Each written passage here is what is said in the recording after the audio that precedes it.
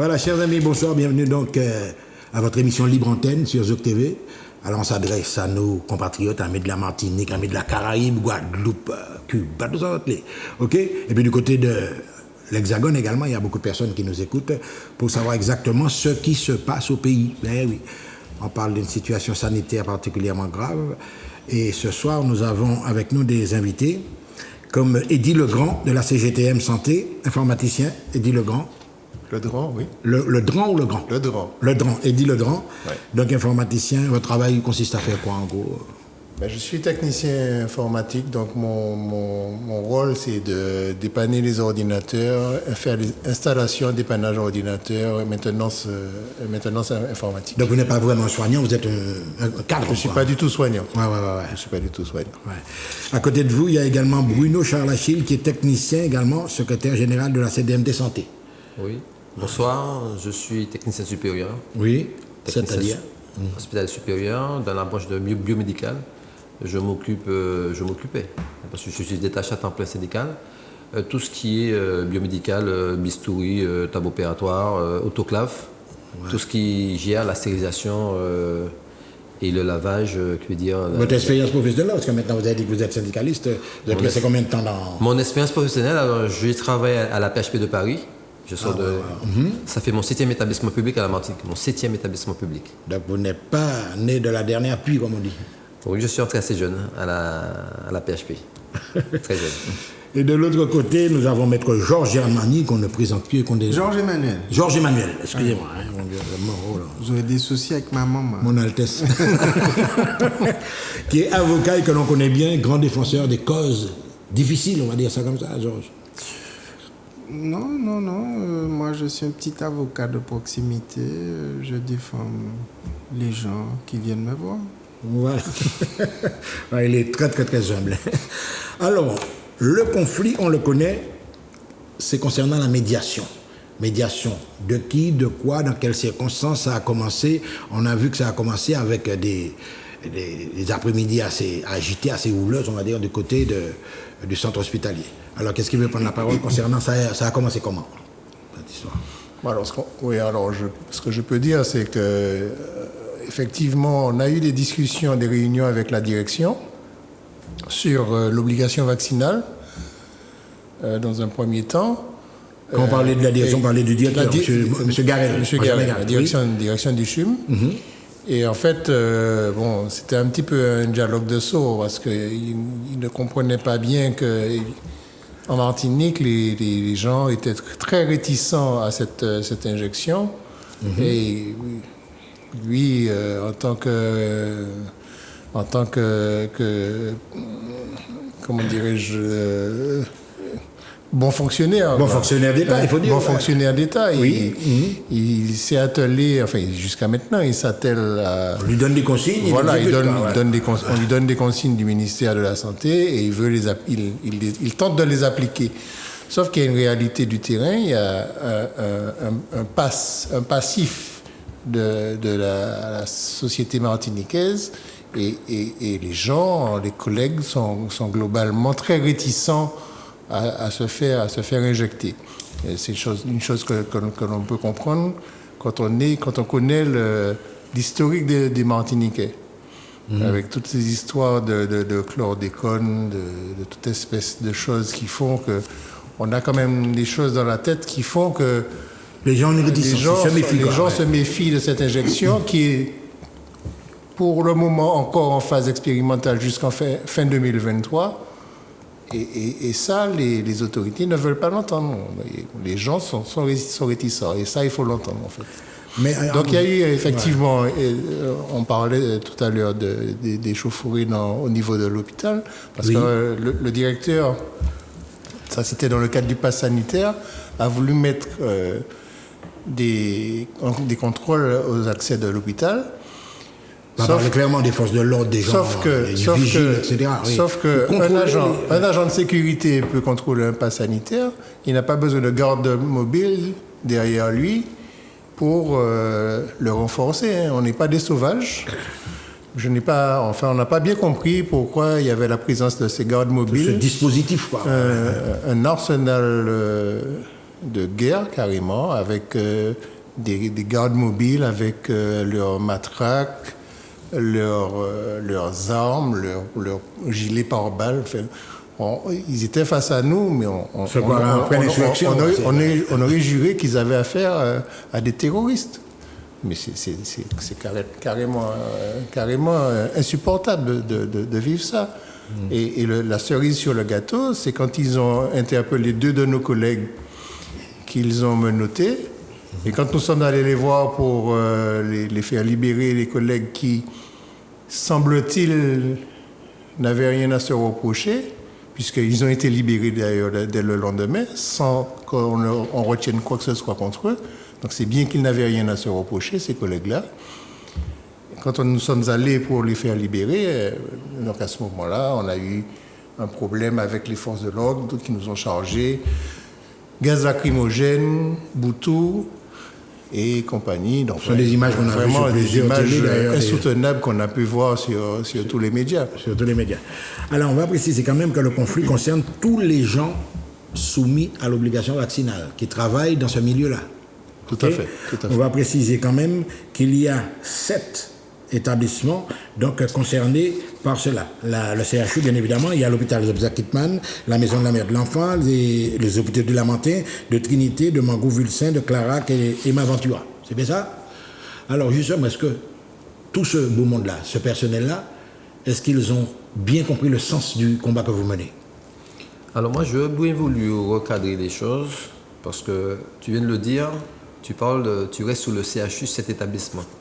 Oui, parce que disons en Martinique, depuis les gens ne savent même pas, etc. L'obligation vaccinale est installée sur le territoire à monsieur tout le monde. C'est ce qu'il faut le Martiniquais se mettre en tête. Je m'explique.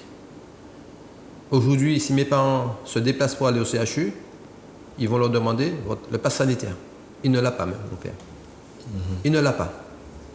D'accord? Ça veut dire, cette personne-là, il repart sans se faire consulter. Et ça s'est fait pendant le mouvement social qu'on a vu. Des gens qui arrivaient, qui ne pouvaient pas accéder, qui repartaient chez eux. Alors, c'est arrivé, il y a une dame qui est arrivée. Sans aucun soin, sans rien. Il y a une dame qui est arrivée le jour du conflit. Les collègues l'ont accompagnée. Le taxi le dépose devant l'entrée. Elle se rencontre déjà en logeant dame. Ça quelqu'un passé qui a posé quelques questions. Taxi a déposé, taxi a parti. Et quand un frère qui a dit, moi vini, moi fait un chimio. Agent Costo a dit, votre passe sanitaire. Déjà, elle est surprise la dame, voit tout ça monde là. Elle dit, moi pas de passe sanitaire, ça commande moyen. Moi de voir 8 heures, moi fait un chimio. Et moi en retard. Mais dans la population, dans ces gens qui ont venu à l'hôpital là, est-ce que l'information était déjà passée sur ça? Mais déjà passé, tout le monde en savent. Il a appliqué. Le directeur a appliqué la loi. Concept soldat, c'est un lieutenant, il aura dit tirer en l'eau, il a tiré. Il peut chercher à comprendre. Après, il a des combien de monde qui mort. Résultat, après négociation que mes camarades ont fait avec les forces de l'ordre, cet agent a été pris en charge bien tard. Cet agent, ce client bien tard. Et sans compter ceux qu'on a loupés, qui sont venus, on ne s'est pas rendu compte. Qui ont eu les mêmes réactions. Et les mêmes réactions, ils ont pâti. C'est ça la situation. C'est ça il faut mettre à l'heure. C'est pour cette raison j'aime bien encadrer les choses. L'obligation vaccinale n'est pas que pour les soignants à la Martinique. Elle sera instaurée à tout le monde.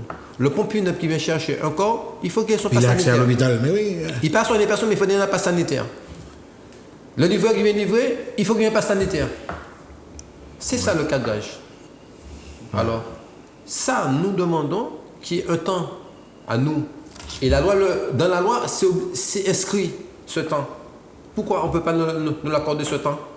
Alors, ceux qui mettent la puce à l'oreille, pourquoi l'État aussi pressé matraquez-nous pour nous pas prendre temps? Ça aussi, ça met des suspicions au peuple martiniquais qui a déjà subi, parce qu'il y a une histoire derrière, qui a déjà subi pas mal de prends ça, il bombarde, mais en réalité, il n'est pas bombarde. Petite parenthèse en café, je suis allé visiter au Taille au soin, à l'Egloa, j'y suis renfermé. Les autres qui ont interrogé, ils ont dit en France là, dans Claude de Conan, Bougadi. On en a parlé d'ailleurs ici. Bougadi, il t'a interdit, il m'a dit, Gloire de Claude de Conan. Nous tous boyons. Pendant combien d'années? C'est après qu'on vient mettre filtre. Eh bien, je dis, je nous prudent. Je dis nous non. Et personne n'a pas gardé nous non plus. Vaccin là qui est fait ni puis pathologie nous ni.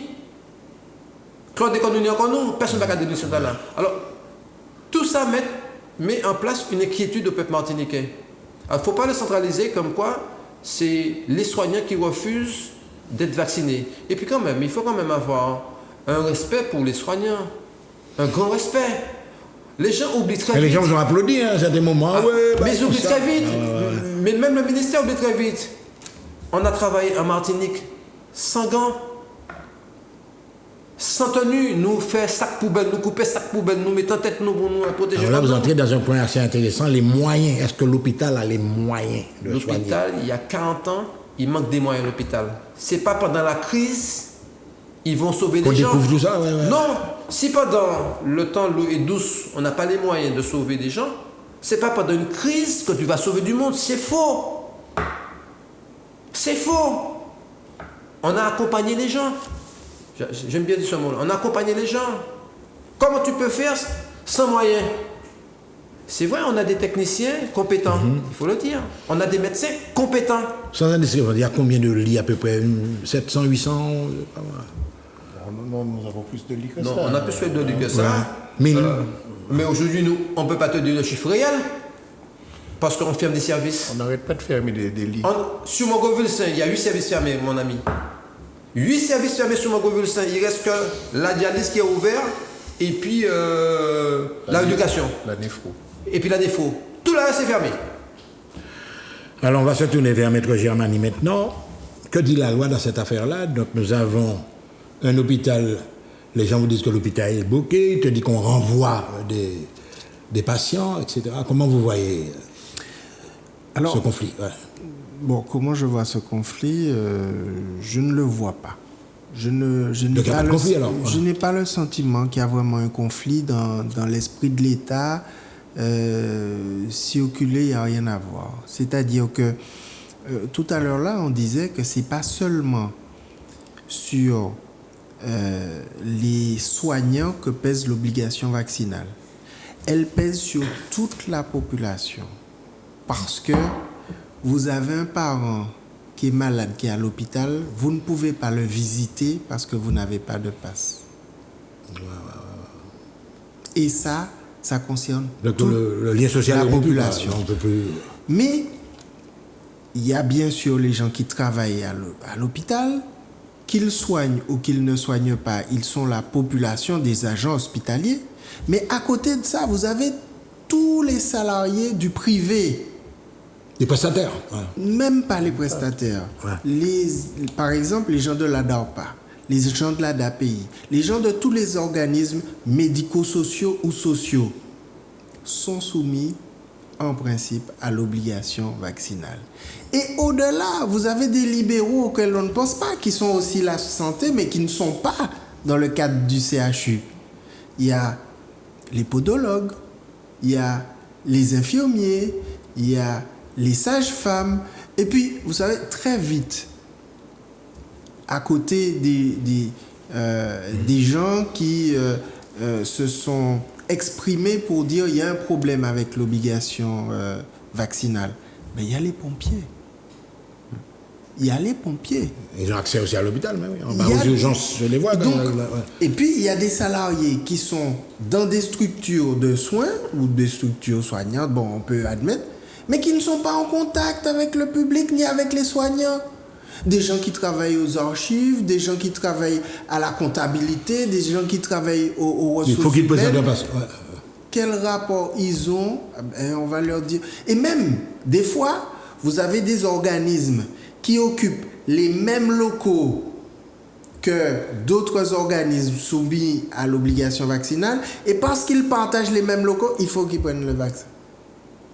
Donc, cette crise, s'il y en a une, ne concerne pas les soignants du CHU, elle ne concerne pas les 7 établissements hospitaliers seulement.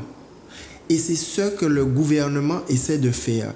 Il essaie d'exclure les pompiers, il essaie d'exclure les gens de l'ADAPI, il essaie d'exclure les gens de l'ADAPA, il essaie d'exclure les gens de la Sécu. Il essaie d'exclure les sages-femmes. Il essaie d'exclure les infirmières. Il essaie d'exclure les Il essaie d'exclure un maximum de monde pour diviser les gens. Et lorsque, à la télévision publique, ce soir, la dame qu'on a nommée comme médiateur, mais qui se comporte vraiment pas comme un médiateur, il faut le dire, elle a bafoué toutes les règles de la médiation. Mais on y viendra tout à l'heure. Mais lorsqu'elle dit « ma porte est ouverte », elle oublie de dire aux Martiniquais qu'en réalité, sa porte est fermée aux pompiers, sa porte est fermée à la DARPA, sa porte est fermée à la DAPI, sa porte est fermée aux infirmiers, sa porte est fermée aux sages-femmes, sa porte est fermée aux podologues, sa porte est fermée, en fait, à tous les gens qui composent la deuxième moitié, le deuxième gros nombre de l'intersyndicale. C'est-à-dire qu'elle exclut la moitié de l'intersyndicale. L'autre moitié, c'est des syndicats qui sont au centre hospitalier universitaire, mais qui ont aussi des représentations syndicales dans les organismes médico-sociaux dont j'ai parlé. Et donc, elle n'a pas pris conscience de ça, peut-être aussi parce que elle est victime de la stratégie de l'État, et il l'a dit, le ministre de la Santé, il veut diviser. Il les prend service par service, et il a dit cette phrase-là. On les aura service par service. Et donc, il faut qu'il divise au maximum les gens, alors que tous ces gens-là qui sont contre l'obligation vaccinale, ils ont quelque chose en commun qui n'est pas fonction de leur situation personnelle. Ils sont contre l'obligation vaccinale, point barre. Et il faut entendre que lorsque les élus de Martinique ont dit « nous sommes contre l'obligation vaccinale », c'était peut-être pour certains de la com, pour d'autres c'était sincère. Mais globalement, ils rejoignaient cette préoccupation qui est qu'on doit être libre de prendre ou pas la piqûre. Et c'est ça, excusez-moi, M. Djamani, mais c'est ça le grand problème, c'est que c'est le regard philosophique, quoi. Ou pas qu'à y obliger, ils font, ben, on va les faire, c'est ça, en quelque sorte. Et comme il le disait, M. Djamani, j'ai l'impression des fois qu'il y a un amalgame qui se fait et qui est volontairement peut-être entretenu également. Alors là, concernant vos collègues, est-ce que la communication est bien passée? Est-ce qu'il y a deux clans qui se sont mis face à face? Comment ça fonctionne au niveau même de toutes ces personnes concernées? Parce qu'il y en a pas mal. Hein. Les défilés dans les rues, ça ne concernait pas que les soignants seulement. Hein. On avait pas mal de pompiers en uniforme, etc. On a effectivement beaucoup de corps de métier qui nous rejoignent dans nos manifestations. Et c'est tout à leur honneur parce qu'ils sont, comme M. Djamani le disait, concernés au même titre que nous. Je prends pour exemple, ce matin, on a eu une réunion avec le directeur de la clinique Saint-Paul. Il nous donnait les chiffres, c'est 600 personnes qui sont concernées. À la clinique Saint-Paul seulement. À la clinique Saint-Paul. Ouais. C'est-à-dire que dans le groupe de M. Mansour, qui se compose de la clinique Saint-Paul, de la clinique de l'Anscola, enfin, ils ont plusieurs sites, et sur tous ces sites-là, ils ont 600 professionnels qui sont donc concernés par cette affaire-là. Donc, quand la médiatrice de l'État se cantonne au personnel du CHUM, elle exclut notamment ces 600 personnes, en plus des gens que M. Djamani vient de nommer, les podologues, les sages-femmes, etc. Et ça, c'est pas pensable. Alors nous dans notre mission de syndicaliste, on va voir ce monsieur, ce directeur, pour lui dire, on vous demande de surseoir aux sanctions que vous avez commencé à prendre, en attendant que nous puissions discuter lors de cette médiation. Mais s'ils ne sont pas intégrés dans la discussion, on a tout faux. On a tout faux. Donc on a essayé de voir dans quelle mesure on pouvait obtenir de ce monsieur effectivement un moratoire en attendant la fin de la médiation. Mais ça ne servira à rien du tout si l'État ferme la porte à tous ces gens-là. C'est pas une situation qui pourra continuer comme ça. Alors justement, je vais m'adresser à Bruno, c'est ça? Alors, il semblerait, vous avez proposé un trio avec des médiateurs différents des gens du pays, quoi. C'est au niveau syndical que vous avez vu ça? Oui. Alors, non, pas tout à fait. Non. Ouais. Alors, concernant les médiateurs du pays qu'on a proposés, alors... Des gens expérimentés, des gens qui ont déjà vécu des gros conflits Toyota, etc. Donc des gens D'abord, l'erreur que l'État a fait, et il le continue toujours, par notre juriste, M. Djemani, on a communiqué vers le ministère de la Santé et vers les DOM la plateforme de ce que on réclame. des revendications, tout ce que vous bien dites. clair. Ouais. Du moment qu'on a su que l'État a décidé d'envoyer des médiateurs, avant qu'ils nous proposent le leur, nous, on a fait le choix, on s'est concerté à voir qui on prend. On a pris 2 du terrain, 2 locaux, et 1 qui est du national. Donc votre démarche a eu lieu avant Bon, on a que fait le connaître- ministère ne nomme ses médiateurs. Quoi. On Ouais. a fait connaître au ministère. Dans la médiation, ce qui est important, c'est que les médiateurs se mettent d'accord sur le contour, les règles de fonctionnement d'une médiation. C'est ça les règles de la médiation. Qu'ils se mettent d'accord sur le contenu, le lieu, l'heure. Nous, on a donné le nombre de personnes qu'on sera. On a été assez intelligent à choisir 2 par organisation syndicale, des moments 1 personne, de façon pour laisser un champ libre. Ils n'ont pas fait comme ça. Ils ont communiqué qu'avec la presse. Alors, qu'avec la presse. Ils nous ont jamais communiqué. Contacter ni quoi que ce soit. Même pas notre juriste. Ils l'ont carrément exclu. Carrément exclu. Et jusqu'au moment où je vous parle, jusqu'au moment où je vous parle. Jusqu'au moment où je vous parle. Ça, c'est un mépris. Ça, c'est un mépris total. Et comme disait Maître, c'est que là, vous n'avez rien à voir. C'est moi qui ai décidé. Alors, ça veut dire... Mais il faut que l'État fasse attention. Il faut qu'il fasse attention. Parce que ça va déclencher une bombe. Une bombe sociale. Parce qu'on ne peut pas rester à 8000 km. On ne connaît pas le terrain, on ne connaît pas l'histoire du pays. Et puis on décide comme ça, de baguette magique d'aller. Ça, je pense qu'il faut qu'il puisse revoir quelqu'un là.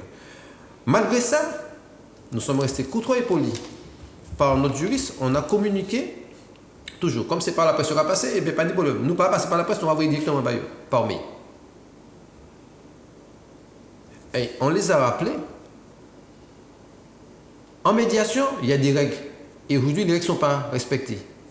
Alors, pour vous raconter la petite histoire, vendredi à 16h, 12 minutes, le directeur du CHU envoie un mail sur le circuit interne de l'hôpital, dont on a accès, en nous disant, bon, vous êtes conviés tel jour à des heures différentes. Ça veut dire, nous qu'à confesser. C'est ça, le quoi que moi, en lait, quoi qu'il a en lait. Moi qu'à confesser, moi pas vous confesser, ça m'a dit à dire. Et nous, dans des démarche collégiale. Et me disait, il y a diviser. Et le ministre a dit, mais qu'est-ce qu'il y a une paillonne? Tu peux faire ça, tu pas une paillonne. Mais il faut nous résister. Et je rappelle à la population martiniquaise, l'histoire a montré, la résistance n'a jamais été un grand nombre de personnes, c'est un petit noyau. Pour gagner. Alors ça, c'est important qu'on puisse rester ce noyau ferme toujours. Et nous demandons à l'État aujourd'hui, la médiation n'est pas que pour le CHU. Ça veut dire, on cultive des problèmes en Martinique au lieu de les régler. Ça veut dire, ils vont venir pour régler la CHU et puis la semaine prochaine, ils vont venir à l'hôpital Marin, après ils vont venir à l'hôpital Carbet. Est-ce que vous voyez? Parce que les hôpitaux, ils ont d'autres difficultés. On n'a pas parlé des autres hôpitaux. Il y a 2 établissements publics en Martinique. Et il y a 2 établissements qui fonctionnent de différentes manières. Alors, c'est important que ces messieurs comprennent. La médiation que nous demandons, c'est pour le territoire de la Martinique. De façon qu'on puisse mettre des règles en place sur cette obligation vaccinale et ce pass sanitaire, qui n'est pas adapté aujourd'hui à notre territoire. Elle n'est pas adaptée parce que moi, papa, moi, pas n'y passe. Maman, moi, pas n'y passe. Mais ces sont pas n'y passe. Et ça a créé, parce que personne ne voit le choc social que ça a créé. Je vous donne des exemples.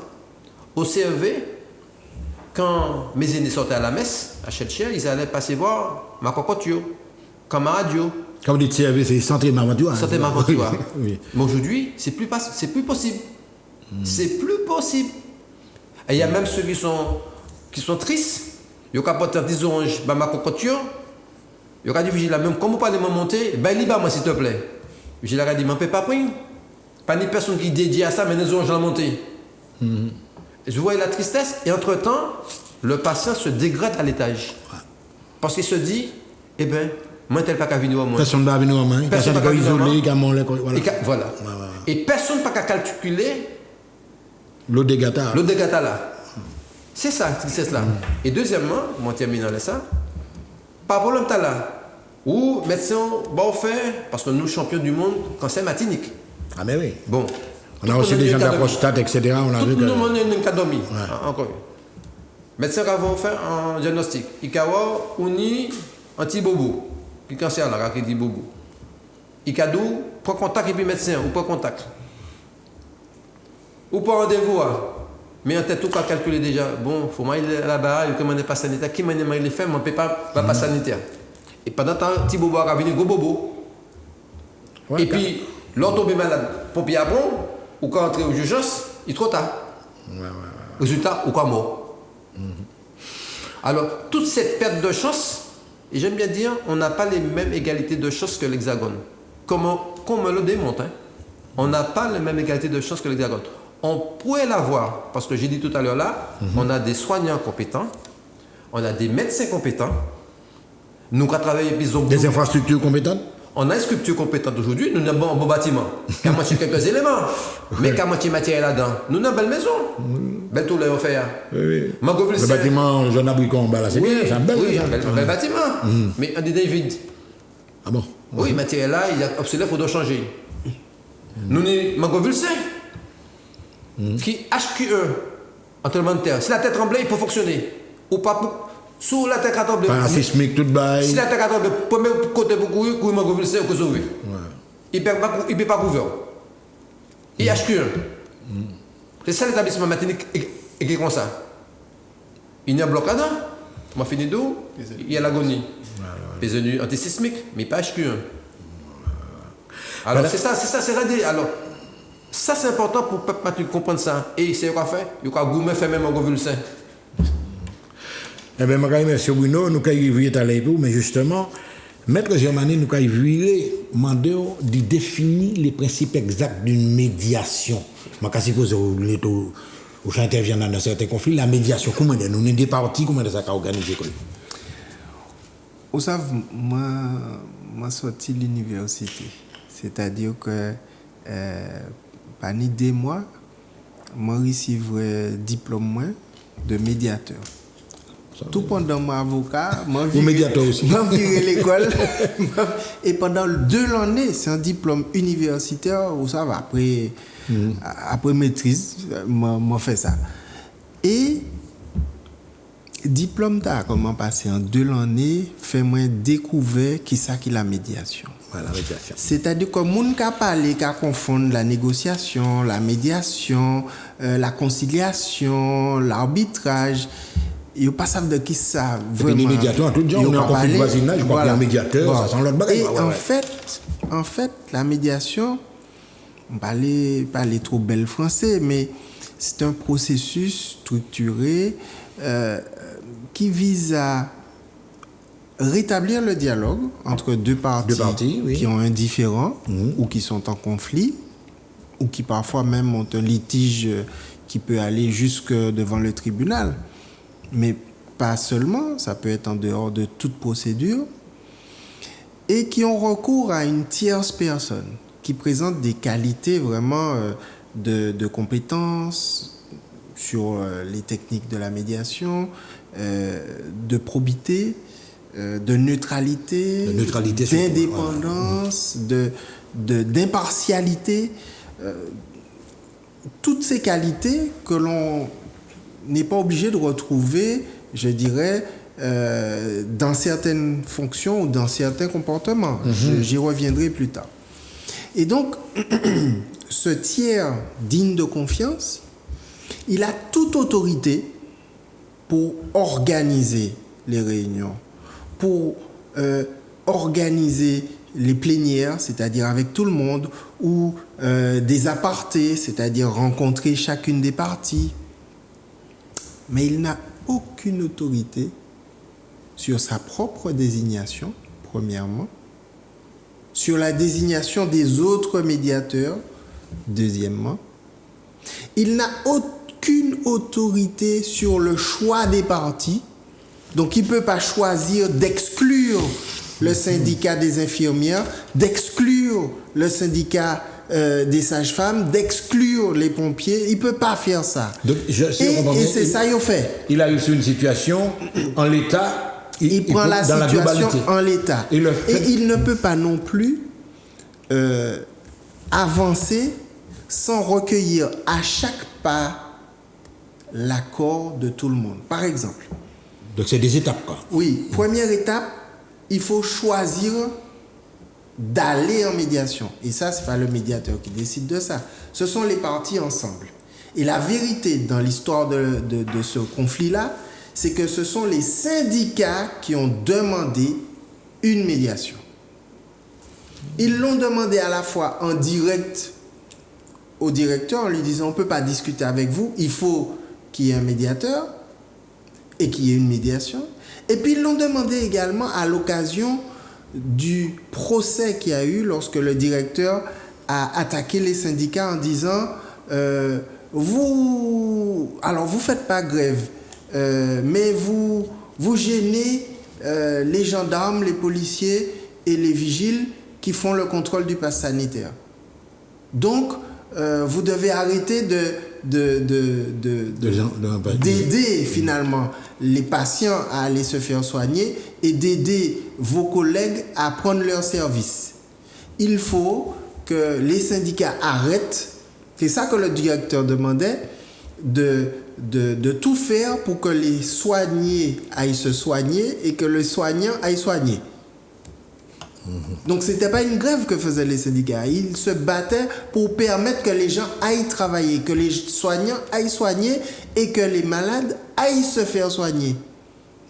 Et ce n'était pas la position du directeur qui disait non, il ne faut pas que les soignants qui n'ont pas de passe rentrent soigner et il ne faut pas que les malades qui n'ont pas de passe... À la limite, les soignants bloquaient le fonctionnement de... Que les patients, qu'ils crèvent et que les soignants qui n'ont pas de passe, qu'ils crèvent aussi parce qu'ils n'auront pas de salaire pour acheter un pain, donc ils vont mourir de faim. C'était ça la position de l'administration, avec la violence qui va avec, parce que les gens ont pris du boutou, ils ont pris du lacrymogène pour rien, parce qu'ils protestaient avec la bouche. Ils n'ont pas bloqué les portes, c'est les gendarmes et les policiers qui bloquaient les entrées. C'est les vigiles qui bloquaient les entrées. Bref, à l'occasion de ce combat-là devant la justice, les syndicats ont joué la main tendue. Ils ont dit, malgré les autres attaquer nous, autres mettez-nous devant le tribunal, vous n'êtes pas allé à la front, non. Nous avons proposé les autres, devant le juge là, nous avons proposé les autres en médiation. Donc la médiation vient de vous. Oui, la médiation a été proposée par les organisations syndicales.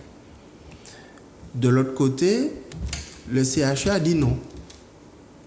Enfin, il a dit, je veux bien, mais je veux que vous soyez d'abord condamné. Ça veut dire que, message pour le juge, ça veut dire non. Et le juge qui n'est pas couillon, il a dit, bon, le CHU ne veut pas, donc c'est non, il ne peut pas l'ordonner.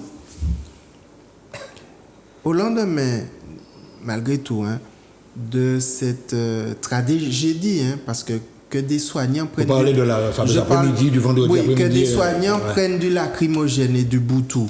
Même ceux qui étaient vaccinés avec leur passe, ils ont pris du lacrymogène. Et du boutou aussi. Tout le monde en prend boutou. Il y a aussi même boutou qu'on sert les gens gratuit. Ils font en promotion les boutous. Et il y a des gens, alors nous carrons ça, Mais il y a des gens qui ont été traumatisés. Mais oui, mais c'est... Tant chez ceux qui avaient des passes que chez ceux qui n'en avaient pas. Il n'y avait pas de différence. Ils ont été traumatisés. Je rappelle que les choses se sont envenimées aussi parce qu'il y a eu le cas de cette dame qui a été rappelée, qui était venue pour sa chimio et que les vigiles ne voulaient pas la laisser entrer. Heureusement quand même que c'est les soignants qui étaient là pour supplier les policiers, les gendarmes et les vigiles de la laisser aller prendre son traitement. Parce que, imaginez Madame Tala, il partait venir à bon taxi, mais c'est... Un monde qui était déposé là? Non, Yichli. Et puis Yichli, c'est un petit tête chadron. En bas, il passe en tête li. Il a empêché maman d'aller soigner. Moi, ils savent qui l'État pays a. Du février. Ah ouais. Or, c'est vers ça qu'on va. Il n'y a pas que des gens qui ont des enfants, je dirais, bien gentils, et puis qui vont regarder leur maman se faire refouler de l'hôpital parce qu'elle n'a pas de passe. Il y a aussi quelques bad boys qui ne vont pas prendre la blague. Et c'est pour cette paix sociale-là que les syndicats se battent. Pour éviter cette explosion de violence-là, que les syndicats se battent. C'est-à-dire que c'est des combattants de la paix. Et donc, après avoir pris du boutou et après avoir pris du lacrymogène, certains ont été tellement traumatisés qu'ils sont partis en droit de retrait. D'autres sont partis en arrêt de travail. D'autres sont en burn-out jusqu'à aujourd'hui. Parce qu'il faut comprendre la violence. Non, il y a des gens qui vont témoigner. Attends, je précise quand même, M. Germani. 0796 71 27 07. 0796 71 27 07.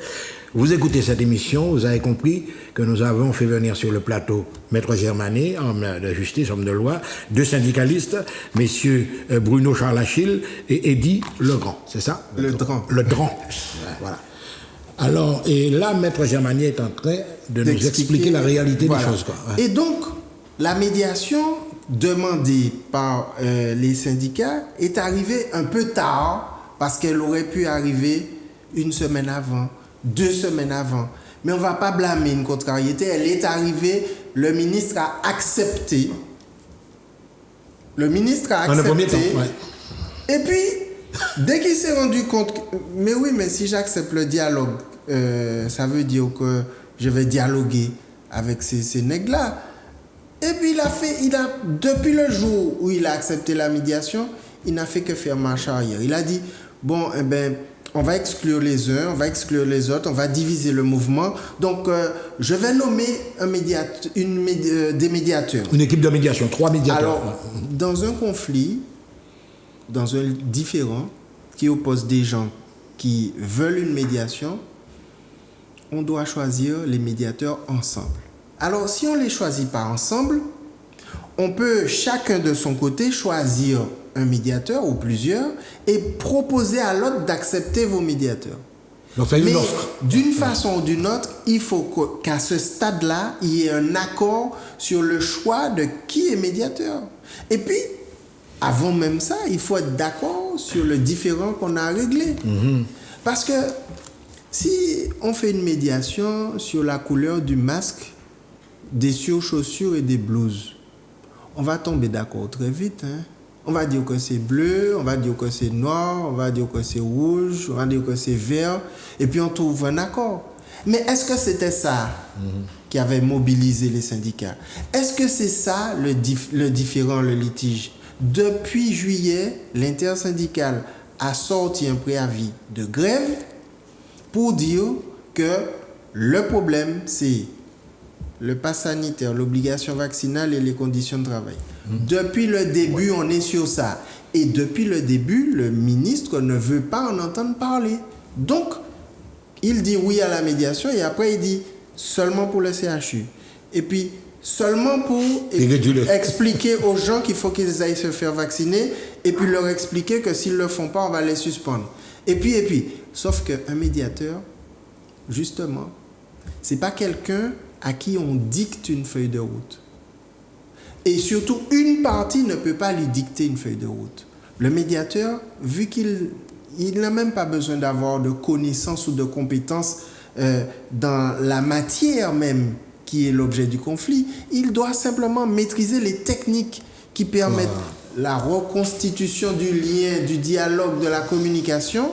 Et aujourd'hui, cette médiatrice qui a été nommée par l'État ne veut même pas rencontrer les médiateurs nommés par la délégation syndicale. C'est-à-dire que, en plus de ne pas convoquer la moitié des syndicats, en plus de choisir le lieu qui n'est pas un lieu neutre, la direction du travail, c'est l'administration, c'est l'État, en plus de nous dire qu'elle ne convoque pas tout le monde, elle choisit un lieu, elle ne prend pas contact avec nos médiateurs, eh bien, elle va faire encore une autre couillonnade.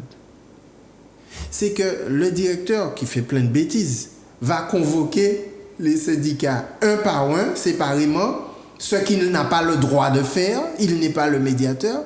Et la médiatrice, plutôt que de dire publiquement, bon ben c'était une maladresse, une erreur de la part du directeur, elle va assumer ça pour soi. Elle est tellement du côté du directeur qu'elle va dire non, mais je lui avais demandé de faire parce que j'avais pas leurs coordonnées. Comme si le directeur est tellement couillon qu'il n'est pas capable de lui donner, ou elle-même n'est pas suffisamment maligne pour dire, eh ben je vais lui demander les coordonnées des gens et puis je vais entrer directement en contact avec eux.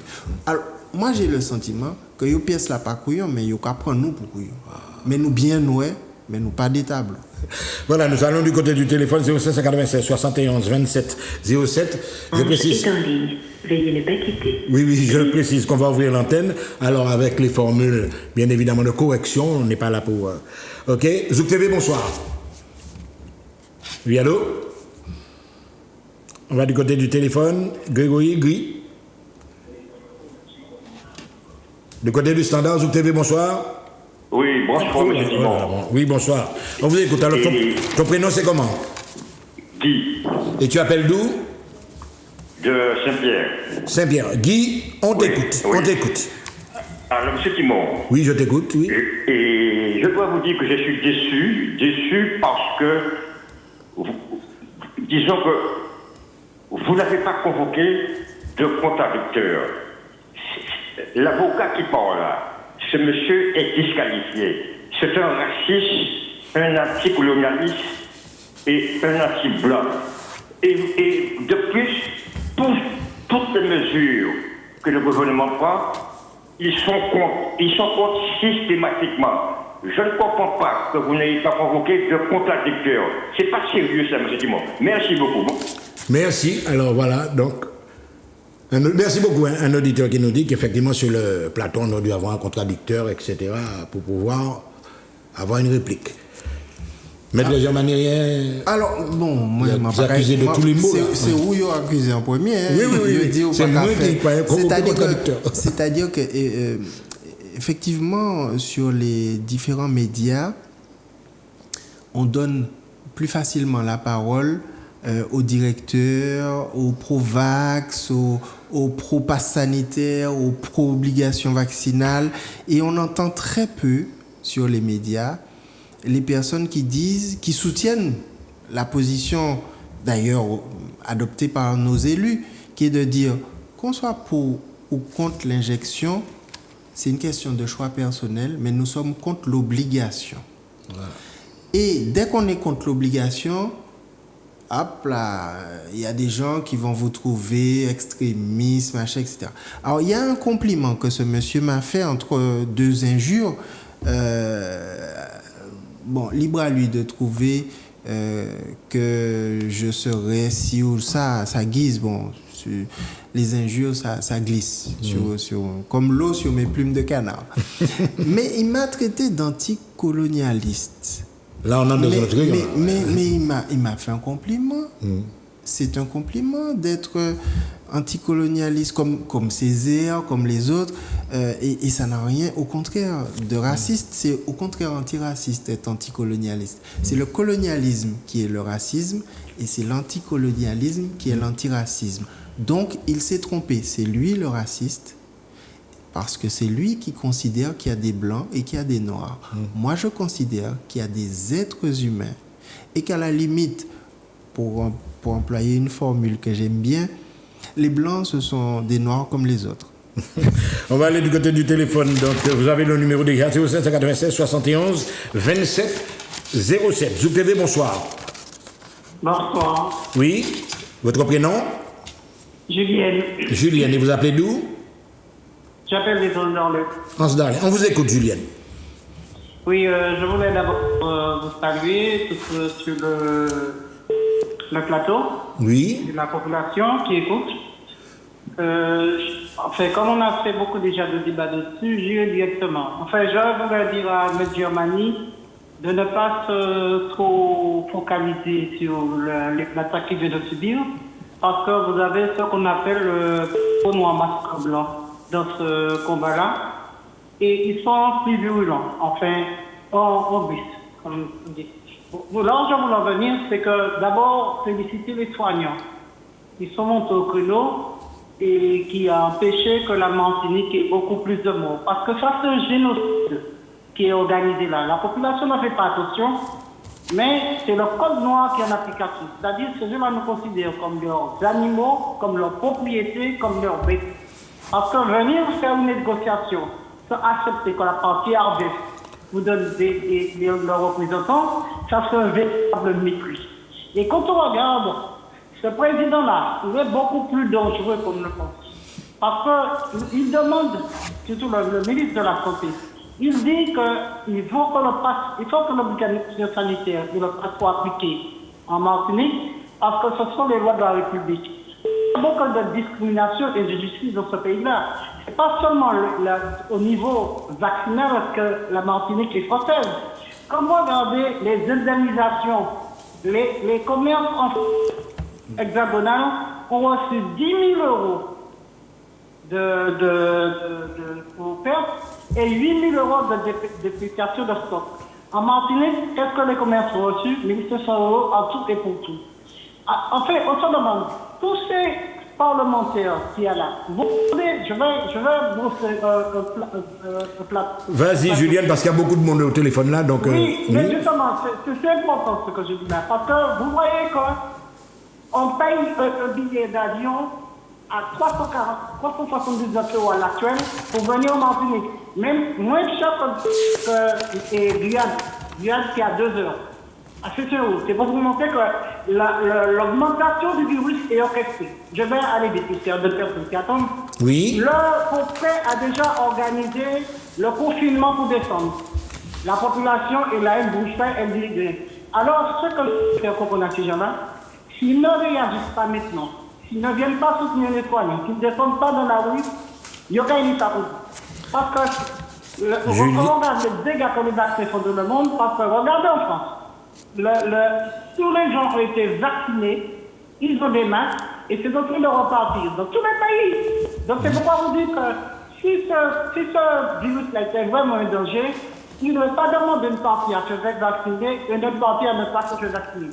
Ce qu'il y a derrière, c'est une opération commerciale financière, parce que ce qui gagne de tout ça, c'est Pfizer, Moderna et autres. Donc, alors, ce que je peux dire à la population, il y a un combat. Rejoignez les soignants et bien nous mobilisez-nous. Et puis merci beaucoup. Merci Julienne, des Anses d'Arly. Vous écoutez, beaucoup de préoccupations de la population. On va répondre pour tout à l'heure parce que le téléphone est... Zouk TV, bonsoir. Oui, allô? Allô? Allô? Bonsoir. Oui, bonsoir, ton prénom c'est comment? Moi c'est Guy. Guy, et tu appelles d'où? Oui, de Lamentin. Du Lamentin. Guy, on t'écoute. Ouais, moi, je vais être simple, poser une question.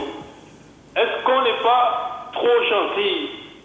Parce que si vous vous souvenez, au début de toute cette histoire, et ça, j'arrête pas de le répéter, peut-être que je me répète, le président, sans connaître quoi que ce soit, il a dit « nous sommes en guerre ». Pourtant, le virus n'était pas encore connu, on ne savait pas ce qu'il en était, on ne savait rien. Est-ce que nous, dans ce pays-là, on n'est pas trop gentil, justement? Est-ce qu'on n'est pas trop gentil? Parce que on a des camions, on a des tracteurs, on a tout ce qu'il faut pour bloquer ce pays. Il y a un intersyndical. Normalement, l'intersyndical, je pense qu'il y a des syndicats chez les camionneurs, il y a des syndiqués chez les paysans, chez les agriculteurs. Parce que là, on est en train de nous balader, de faire durer dans le temps pour pouvoir justement arriver à leur fin. Ce qu'ils veulent, c'est que le maximum soit vacciné. Pour le moment, la chance, et je le dis à toute la population martiniquaise, la chance qu'on a, c'est que les non-vaccinés sont majoritaires. C'est la chance qu'on a, c'est que les non-vaccinés sont majoritaires. Mais il faut direr dans le temps, parce qu'il y a encore des gens qui vont se faire vacciner. Et le jour où les vaccinés seront majoritaires, ce sera fini pour le reste. Parce qu'ils vont nous mener la vie dure. Je dis encore un exemple. Moi, je vivais à Paris. Avant d'installer le pass sanitaire en France, ils ont attendu qu'il y avait plus de 50% de vaccinés. Aujourd'hui, on est à combien de pourcentage de vaccinés? Tous les petits commerces sont en train de mourir. Les restaurateurs, tout le monde est en train de mourir parce qu'il n'y a pas assez de personnes pour faire fonctionner le pass sanitaire. Donc là, je vous donne à vous, les syndicats, ma question c'est de me répondre là-dessus. Est-ce qu'on n'est pas trop gentil? Parce qu'on sait très bien ce qui est en train de se passer. On n'est pas des illettrés. On a compris ce qui est en train de se passer. Mais est-ce qu'on n'est pas là, on attend, on subit, machin. Monsieur l'avocat, maître a dit tout à l'heure, est-ce que vous croyez qu'un jeune, sa mère, qui n'a pas pris son traitement de chimio, est-ce qu'il va rester inactif? Mais c'est ce qui nous pend au nez, c'est qu'il va y avoir un drame et on va être tous débordés. Ça, je vous le prédis. Il va y avoir un drame. Soit un policier, il va faire une conne, il va faire une gaffe. Il va dire, oui. On va pas s'affoler non plus, on a bien compris, Guy. Mais en tout cas, on te remercie. Peut-être une dernière petite question à poser? Le plus dur est encore devant nous. Voilà, pour ma conclusion, c'est ça. Le plus dur est encore devant nous. Merci beaucoup, Guy du Lamentin. Vous voyez, hein, les gens, ils sont inquiets, mais vous allez répondre, hein, parce que vous sentez que ça chauffe là. 07 96 71 27 07. Zouk TV, bonsoir. Oui, bonsoir. Oui, ton prénom? Jocelyn de Ducos. Jocelyn de Ducos. Jocelyn, on t'écoute. Oui, alors, moi je suis pour tout ce qui est débat. Moi je suis pour ou contre les individus. Maintenant, moi je ne sais pas si ma question sort un peu du cadre, mais je voulais demander aux soignants, au personnel soignant, est-ce qu'ils ont réfléchi sur une possibilité de se faire vacciner par les vaccins cubains? Parce qu'a priori, le vaccin ARN pose un petit souci, mais enfin, on a un vaccin conventionnel qui est fait par un pays d'à côté. Est-ce qu'il y a une passerelle ou une démarche qui a été faite dans ce sens pour qu'on puisse en bénéficier? Vous voulez répondre tout de suite? Non, c'est pas... Oui. Sur cette question du tu vaccin... écoutes, Jocelyn? Oui. Sur cette question Merci, oui, je vous remercie. J'attends la réponse. Oui, sur cette question du vaccin cubain, je pense que la population est au même stade, que ce soit avec le vaccin cubain, que ce soit avec le vaccin Moderna ou Pfizer. Tous ces vaccins-là sont des vaccins qui sont en phase donc expérimentale. Et c'est là que le problème se pose.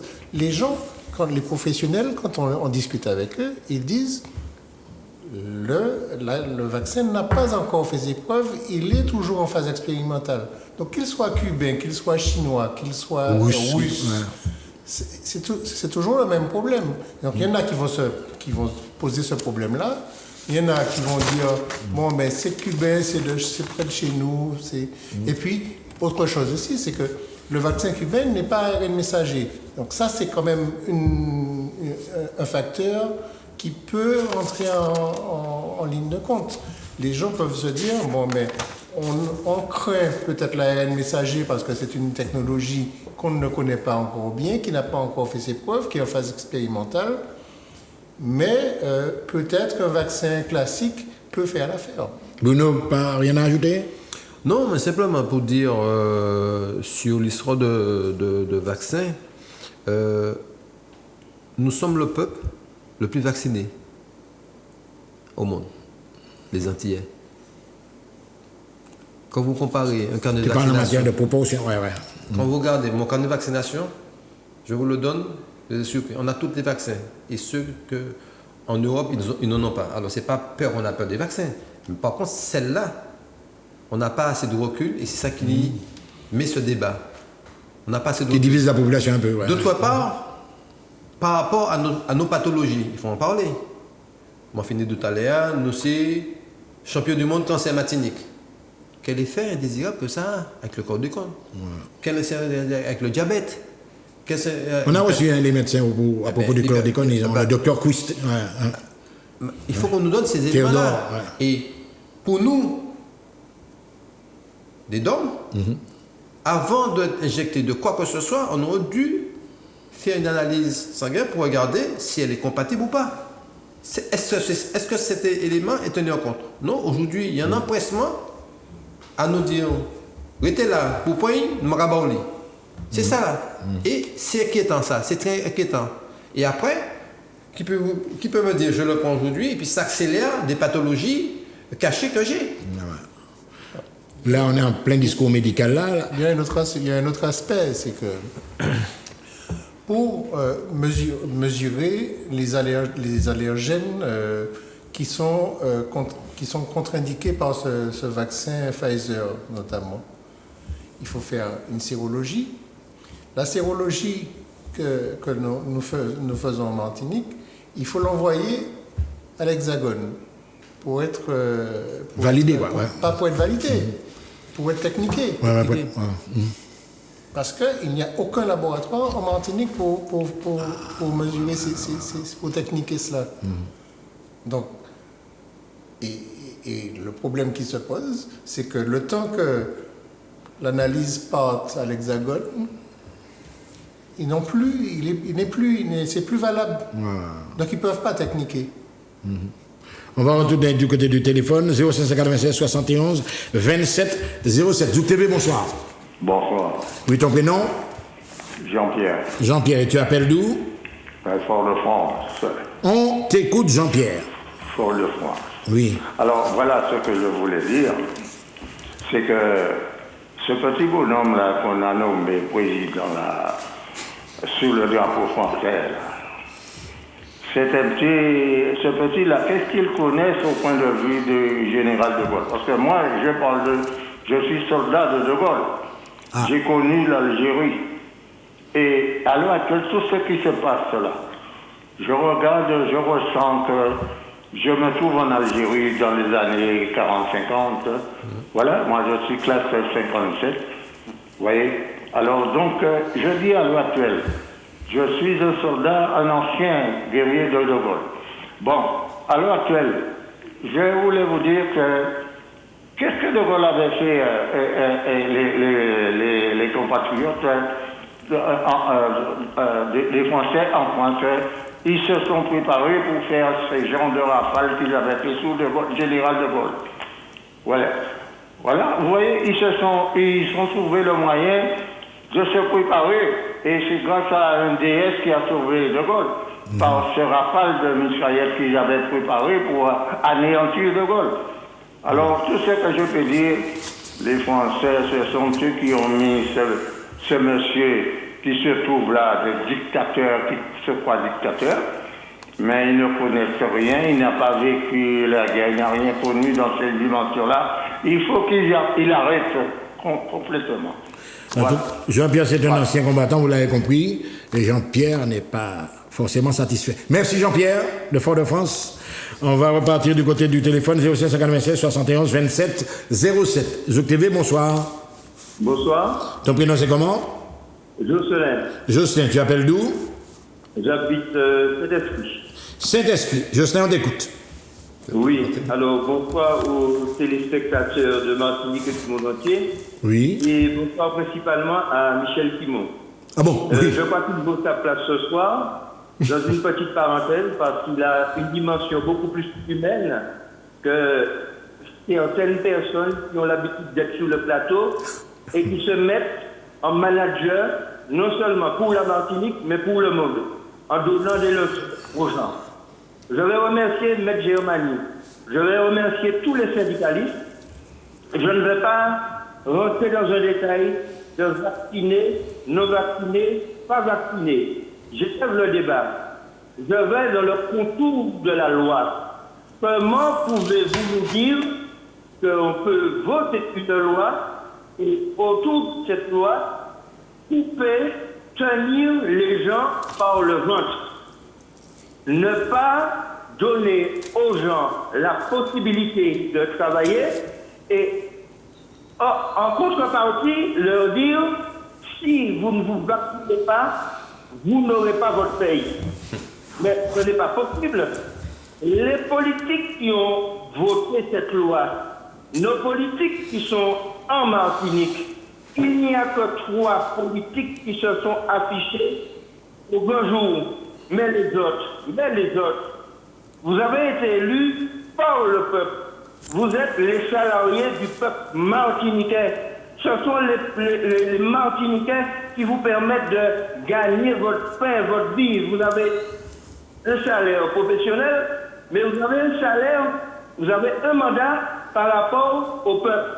Comment pouvez-vous nous dire que l'État français ne peut pas créer des emplois, mais en complicité, le mot est peut-être très fort, ou avec ceux qui ne sont pas courageux, créer le chômage? Je suis un travailleur social. Il y a des gens qui ont besoin de moi. Je fais un choix. Je respecte le choix des autres. Mais comment veut-on avancer dans ce pays quand on met les Martiniquais dos à dos? Alors, chose paradoxale. Je n'ai pas besoin de passe sanitaire pour aller voter. Hein? Et puis, j'ai besoin de passe pour aller gagner ma vie. Ce n'est pas possible. Sur cette terre martiniquaise et dans le monde entier, il y a une prière universelle qu'on récite. Et quand on arrive dans le Notre Père, on dit « Donne-nous aujourd'hui notre pain de ce jour ». Vous pensez que les gens qui récitent sur Notre Père ont la valeur, sans rentrer dans une partie religieuse, et de dire « Donnez-nous le pain de ce jour » et vous coupez le pain de beaucoup de personnes, des familles qui sont peut-être déchirées. Il y a celui qui ne vaccine pas, qui ne se vaccine pas, qui ne travaille pas, celui qui se vaccine. Vous imaginez l'état psychologique du pays, mais tous les Martiniquais en souffrance auraient dû prendre le droit de retrait. Mais ce n'est pas possible. Bientôt, les élections arrivent. Qui aura le courage de venir devant moi et me dire voilà un tract? Je leur dis, monsieur, mais vous êtes Martiniquais? Vous vivez sur quelle planète? Vous coupez la liberté des gens. Avec quel argent que je vais mettre de l'essence dans ma voiture pour aller voter? Il y a une nouvelle gouvernance.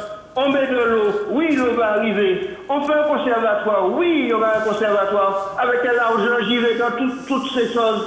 Je vous regarde dans le blanc des yeux, Michel Dumont, très inspiré.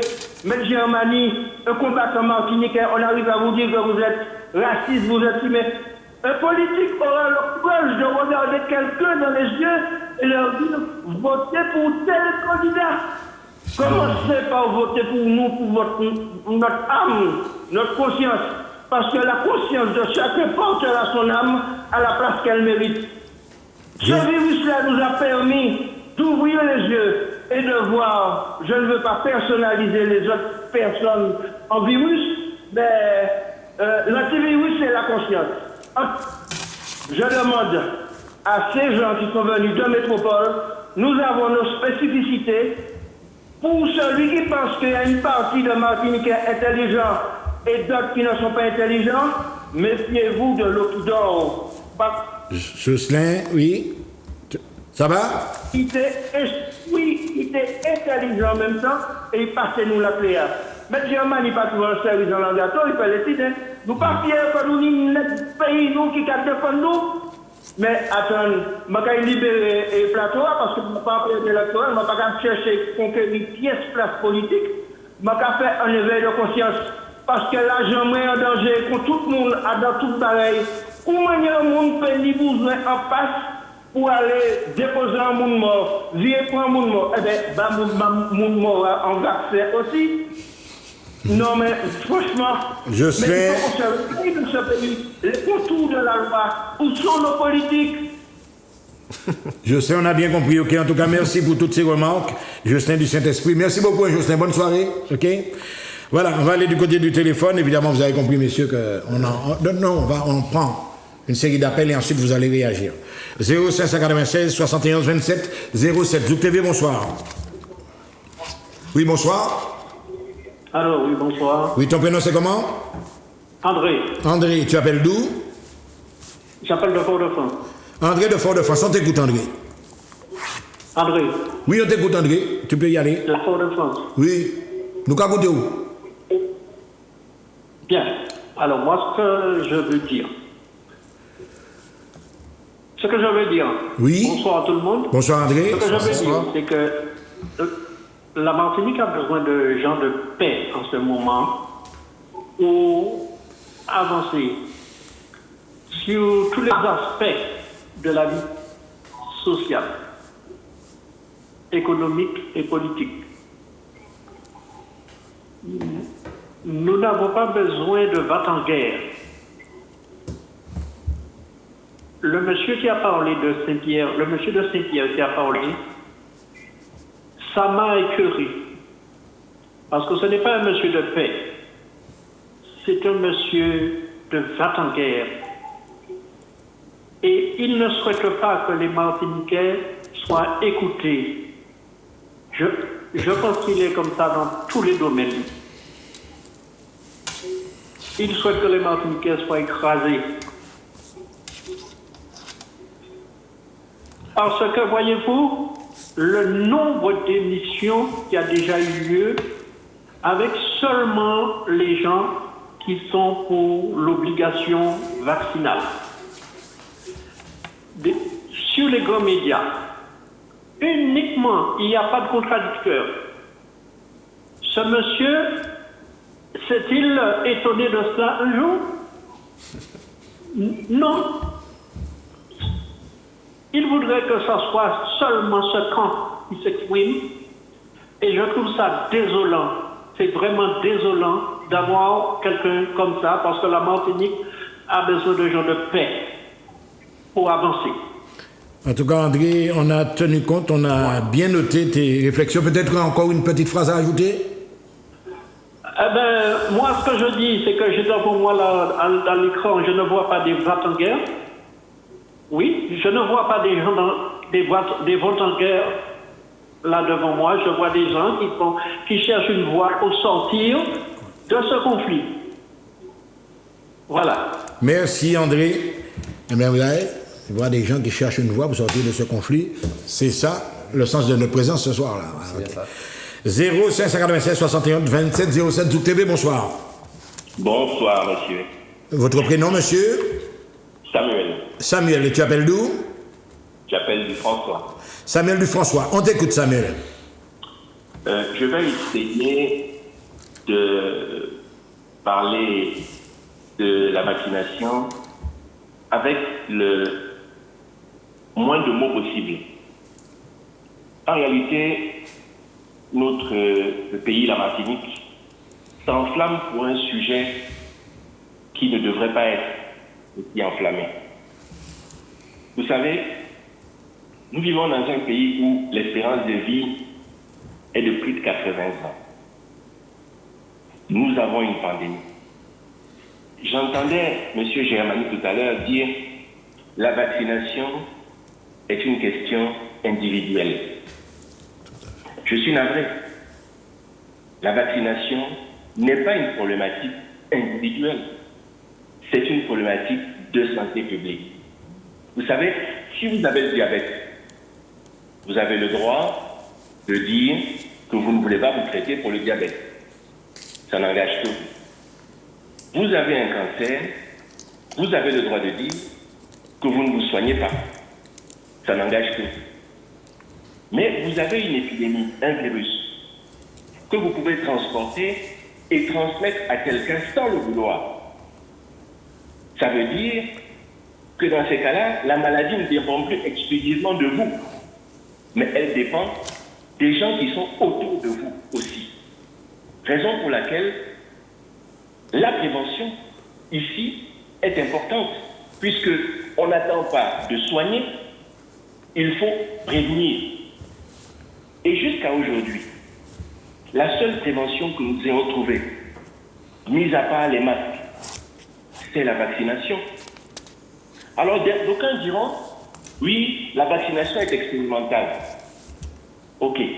Mais on constate quand même que là où les gens sont le plus vaccinés, j'insiste sur le mot, là où les gens sont le plus vaccinés, prenons le cas de la métropole, on voit quand même que le nombre de personnes en réanimation, je ne parle pas du nombre de contaminations, le nombre de personnes admises en réanimation diminue, n'augmente pas. ça veut bien dire que la vaccination, au-delà de tout ce qu'on peut dire, est efficace. En tout cas, jusqu'à aujourd'hui, jusqu'à ce qu'on me prouve le contraire. Mais enfin, j'aimerais dire, je vous vois sur le plateau, vous avez à peu près mon âge. Est-ce que quelqu'un parmi vous se souvient de la poliomyélite? Est-ce que quelqu'un parmi vous se souvient des oreillons? Est-ce que certains parmi vous se souviennent que nous souffrions des oreillons dans notre enfance et qu'aujourd'hui, vous n'entendez plus parler de cette maladie? Eh bien, je vous signale que cette maladie, elle a disparu au parti à cause et grâce à la vaccination. Je suis surpris aujourd'hui qu'on remette cela en cause, alors qu'à 250 km ici à côté de chez nous, à Haïti, pour ne citer celui-là, ou ce pays-là, il y a une vaccination infantile qui est à plus à 60%, et que nous avons des enfants qui décèdent de la rougeole. Dites-moi, à la Martinique, où nous avons une vaccination de 99,99% de nos enfants, avez-vous entendu un cas de rougeole déclaré?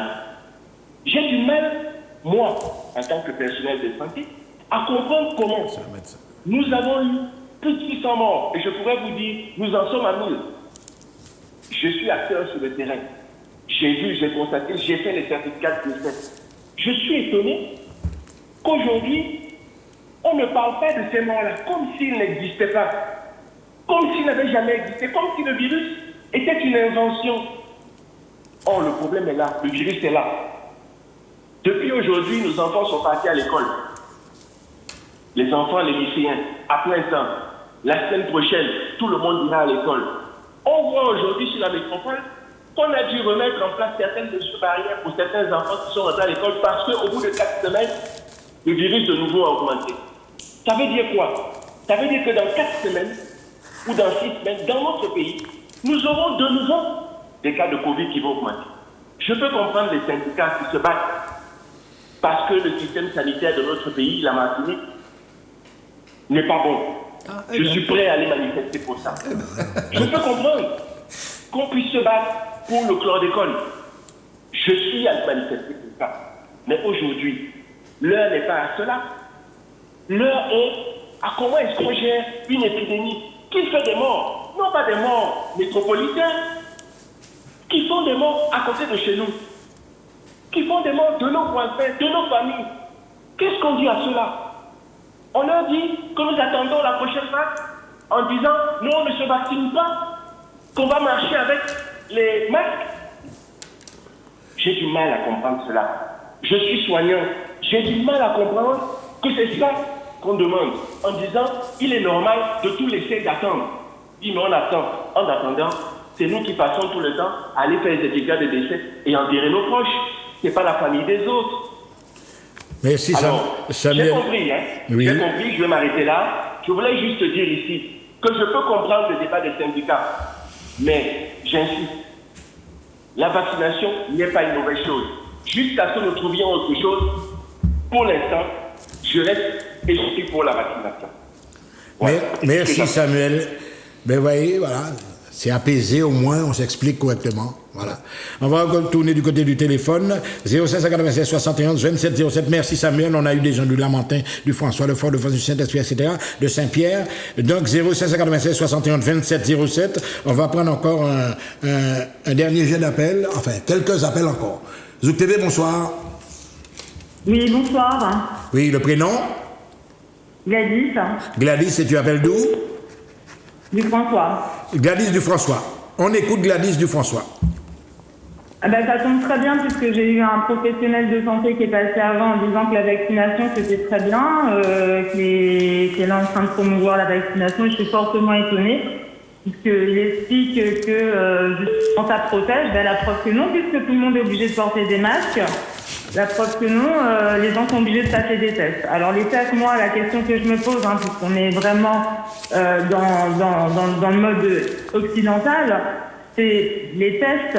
Combien il y a eu de tests PCR ou de tests épidémiques négatifs? Moi, c'est une question que je me pose parce que de faire passer des tests aux gens à tout va, moi je trouve que justement, comme c'est un professionnel de santé, il a quand même dû réfléchir en se disant quand même que c'était un rajout supplémentaire pour les professionnels de santé même si c'était un gain d'argent quand même supplémentaire pour certains, mais c'était quand même, on va dire, un surplus de travail supplémentaire et qui, je trouve, n'a servi à rien de tester des personnes sans symptômes à tout va. Et moi, je pense sincèrement, en voyant tout ça, que pour moi, il y a une volonté d'une rupture de la continuité des soins, d'une rupture du système de santé publique. Et je trouve ça extrêmement alarmant. Et je me pose la question si on peut porter plainte là contre le gouvernement. Si là, à ce moment-là, il manque des soignants, moi je trouve ça dangereux puisqu'on parle de pandémie. C'est quand même en France, ce soignant qui est passé avant, il devrait trouver ça alarmant qu'il y ait moins de soignants en France et qu'il y ait moins de lits quand ils ont des cas supplémentaires. Donc peut-être c'est ce qu'on veut ici en Martinique, mais moi je pense, et je dis bravo encore aux syndicats, et je dis bravo encore à la population martiniquaise qui se mobilise, qu'on n'a peut-être pas envie que ça se passe comme ça ici. En tout cas, merci beaucoup. C'est Gladys, c'est ça? Oui. J'ai autre chose à dire parce que pour moi, très sincèrement, la crise sociétale, ils la veulent pour moi partout dans le monde. Et quand on cherche une crise sociétale... Oui, allô? Oui, on vous écoute, Gladys. Oui. Pour moi, quand on cherche une crise sociétale, c'est qu'on a des intérêts derrière. D'accord? Donc, il faudrait vraiment qu'on s'alarme et qu'on s'interroge sur ce que le système public de santé français fait comme recherche, sur le transhumanisme, sur l'intelligence artificielle. Il faut quand même regarder, il y a quand même des articles quand même qui sont passés dans des médias français, ça passe un petit peu, on va dire, un petit peu à tout va entre les politiques, mais il faut quand même regarder, c'est quand même intéressant, surtout qu'il y a moins de soignants. Mais ils ont de l'argent pour aller faire des recherches sur l'intelligence artificielle et tout ça. Il y a moins de vie. En tout cas, merci beaucoup Gladys pour ces remarques fort judicieuses. Voilà, Gladys Dufrançois. On va aller, vous avez pris note quand même, il y a pas mal d'éléments qui ont été soulevés. Du côté du standard, Zouk TV 0796 71 27 07. Zouk TV, bonsoir. Zouk TV, bonsoir. Oui, bonsoir. Le prénom? Marcelin. Marcelin, tu appelles d'où? Du Lamentin. Marcelin du Lamentin, on vous écoute. Oui, alors, je voudrais déjà rejoindre un des intervenants, oui. Des intervenants pour dire que, au-delà de l'aspect individuel, c'est aussi un problème de santé publique. Donc, ce qui change radicalement les données dans les prises de décision. Donc, par contre, je comprends que certaines personnes aient beaucoup de réticence vis-à-vis du vaccin parce que c'est nouveau, c'est à un stade expérimental, donc il y a des peurs, je peux très bien comprendre, mais je vais quand même préciser que dans le pass sanitaire, il n'y a pas que le vaccin, il y a aussi les gens qui ont acquis une immunité parce qu'ils ont été en contact avec le virus, mais il y a aussi les tests. Et j'ai quand même du mal à comprendre que les soignants puissent refuser les tests antigéniques, puisqu'ils pouvaient, même les tests Covid, il y a quand même cette possibilité. Je ne comprends pas pourquoi ce blocage, si c'est pour protéger soi-même et pour protéger ses proches, et notamment ceux qui sont malades. Je ne comprends pas. Voilà, en gros. Voilà. Et j'aimerais qu'on puisse me répondre sur ça. Pourquoi il y a un rejet en bloc du pass sanitaire qui n'a pas que la vaccination, puisqu'il y a aussi les tests et il y a aussi les gens qui ont acquis cette immunité de manière naturelle parce qu'ils ont malade. Voilà en gros. Et j'aimerais qu'on me réponde. Merci. Marcelin. Donc on va répondre tout de suite. On va demander le téléphone, il explose là, mais on va demander aux gens d'attendre un peu. Mais je pense que là c'est important. Pourquoi vous refusez les tests antigéniques? C'est ce qu'il a dit. On n'a jamais refusé. Voilà. On n'a jamais refusé. Ouais. On n'a jamais refusé. Au contraire, on a fait des propositions. On n'a jamais refusé les tests antigéniques. Alors, pour le monsieur qui a répondu à l'instant là, concernant, je le répète encore, le soignant a des obligations vaccinales. On est à jour de nos vaccins à l'hôpital. D'accord? Maintenant, ce qu'on est contre, c'est l'obligation vaccinale qui est faite pour ce vaccin-là, qu'on comprenne bien. Maintenant, il y a des méthodologies qu'on peut mettre en place. Exemple, on peut faire un test antigénique une fois par semaine, pourquoi pas, ou tous les 2 semaines. Il y a des établissements qui ont mis ça en place et vous n'entendez pas du bruit. Pourquoi c'est au CHU seulement qu'on entend du bruit? Posez-vous la bonne question. D'autres établissements ont mis d'autres méthodologies en place en attendant, de façon qu'il y ait une continuité de soins, si c'est pour revenir sur le CHU. Maintenant, je voulais réagir sur un monsieur qui a dit quelque chose d'important et On va relever plusieurs points tout à l'heure. On ne voit pas l'incident. Oui. On a en majorité beaucoup de femmes qui travaillent à l'hôpital. On est très... Le nombre de femmes, il y a 90% de femmes qui travaillent à l'hôpital. L'autre partie, c'est les hommes. Quand vous, en Martinique, ce sont des femmes qui vivent le plus souvent seules avec leurs enfants. Quand vous arrêtez un salaire chez une mère de famille, qui a des difficultés à joindre les 2 bouts de la vie actuelle, et que vous ne voyez pas le choc émotionnel, le choc physique que vous faites ça, et cette personne se décide, il se suicide. Qui est le responsable? Qui est le responsable? Les drames sociaux, eh oui. Voilà. On ne parle pas de ça. On n'évalue pas ce cas-là.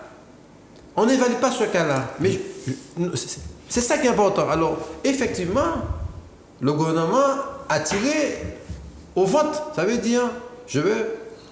Je piger boudon, l'eau qui est mort ou que j'ai pris.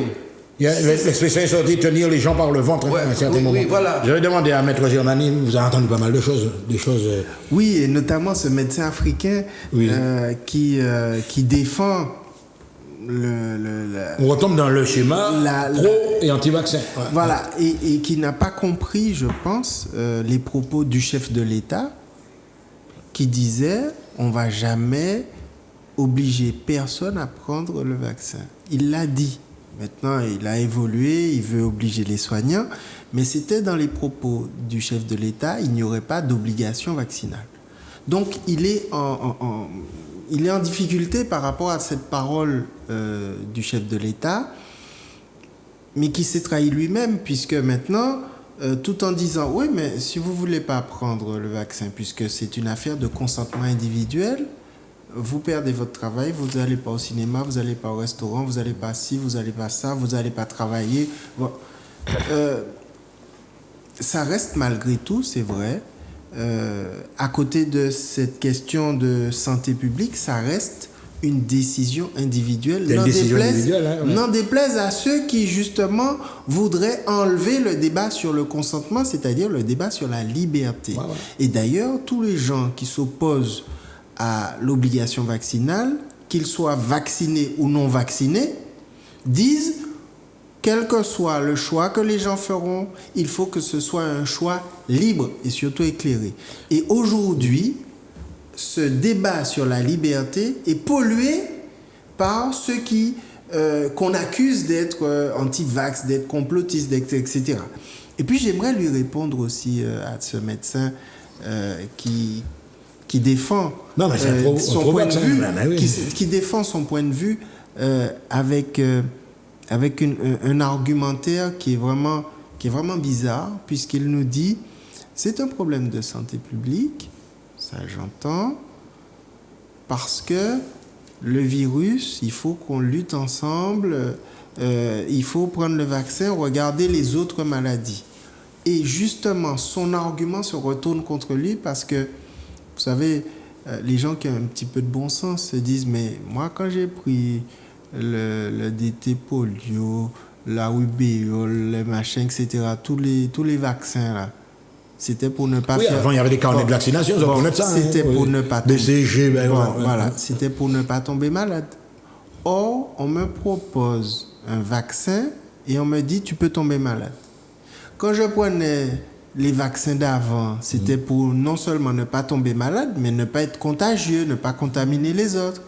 Or, bizarrement, ce vaccin, non seulement on peut tomber malade, mais on peut être contagieux et contaminer les autres. D'ailleurs, il y a des gens qui ont dit, bon, quand on a ouvert un peu trop l'aéroport sans tester systématiquement les gens qui arrivaient, c'est là qu'on a fait entrer le virus, que ce soit les gens qui venaient en congé bonifié, que ce soit les touristes, c'est eux qui ont amené la dernière vague. Donc peut-être que avec le discours qu'il a eu, il ne s'est pas rendu compte qu'il se heurtait à des raisonnements de bon sens. Et il y a un autre aspect qui me semble avoir échappé aux uns et aux autres, c'est les effets des crimes coloniaux. On a parlé de 4e vague, qui en fait est la première vague en Martinique, parce que les autres c'était des vaguelettes à côté. Hein. Il n'y a pas eu grand-chose. D'ailleurs, ce qui est marrant, c'est que quand au début de l'épidémie, il y a eu la première, la deuxième, la 3e vague, les soignants n'étaient pas vaccinés. Hein. Et donc, on n'a pas connu de grosses vagues. Donc, ce n'est pas les soignants qui contaminent ou qui... Bon. Mais cette surmortalité qu'il y a eu, elle est due à quoi?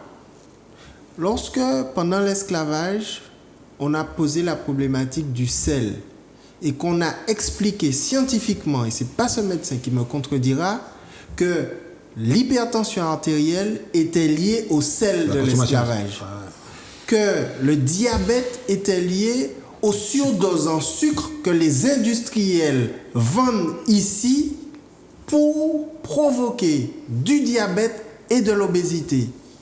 On n'en parle pas.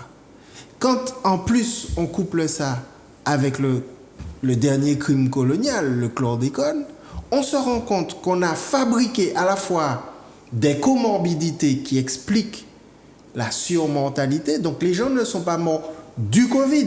S'il devait y en avoir tant qui sont morts qui devaient mourir du Covid, il y en a eu tant fois 10, fois 20, fois 40 qui sont morts en réalité de ces comorbidités coloniales. Et donc il faut s'attaquer aussi à tout ce passif, quoi. Ouais. À la réalité sanitaire du pays pour sauver des vies. Il faut s'attaquer au sucre, il faut s'attaquer aux conséquences du sel, il faut s'attaquer aux conséquences du chlordécone et des autres pesticides. C'est important de lutter contre les comorbidités puisqu'on nous explique qu'on meurt à cause de ces comorbidités-là et pas réellement à cause du Covid ou de la Covid, puisque les scientifiques nous montrent que majoritairement le taux de mortalité est très faible. Il n'augmente que parce qu'on a subi tous ces crimes-là. Ouais. On va retourner du côté du standard. Attends, juste une petite remarque parce qu'il y a des gens qui attendent. Il y a beaucoup de personnes qui attendent là, oui. Oui, je voudrais quand même, sur l'aspect des tests, la question des tests Oui. Tests antigéniques. Oui, il a parlé de ça. En fait, le problème, c'est qu'on est bien au-delà de cette phase de test. En fait, si vous voulez, on a eu une phase, effectivement, où la direction permettait aux professionnels de faire des tests, mais il ne faut pas ignorer le fait qu'il y avait une deuxième phase qui était au 24 octobre, l'obligation pour les personnels de santé d'avoir leur première dose. Donc, il y a cet aspect-là qu'il faut voir. Hein. Et puis, j'entends beaucoup de gens dire « ce virus, il est dangereux, ce virus, il est ceci, il est cela ». Je n'en disconviens pas. Je ne dirai pas le contraire. Mais je rappelle quand même que la Haute Autorité de Santé a mis en place un protocole pour la prise en charge de patients Covid qui, au moment où je parle, qui n'est toujours pas mis en place en Martinique.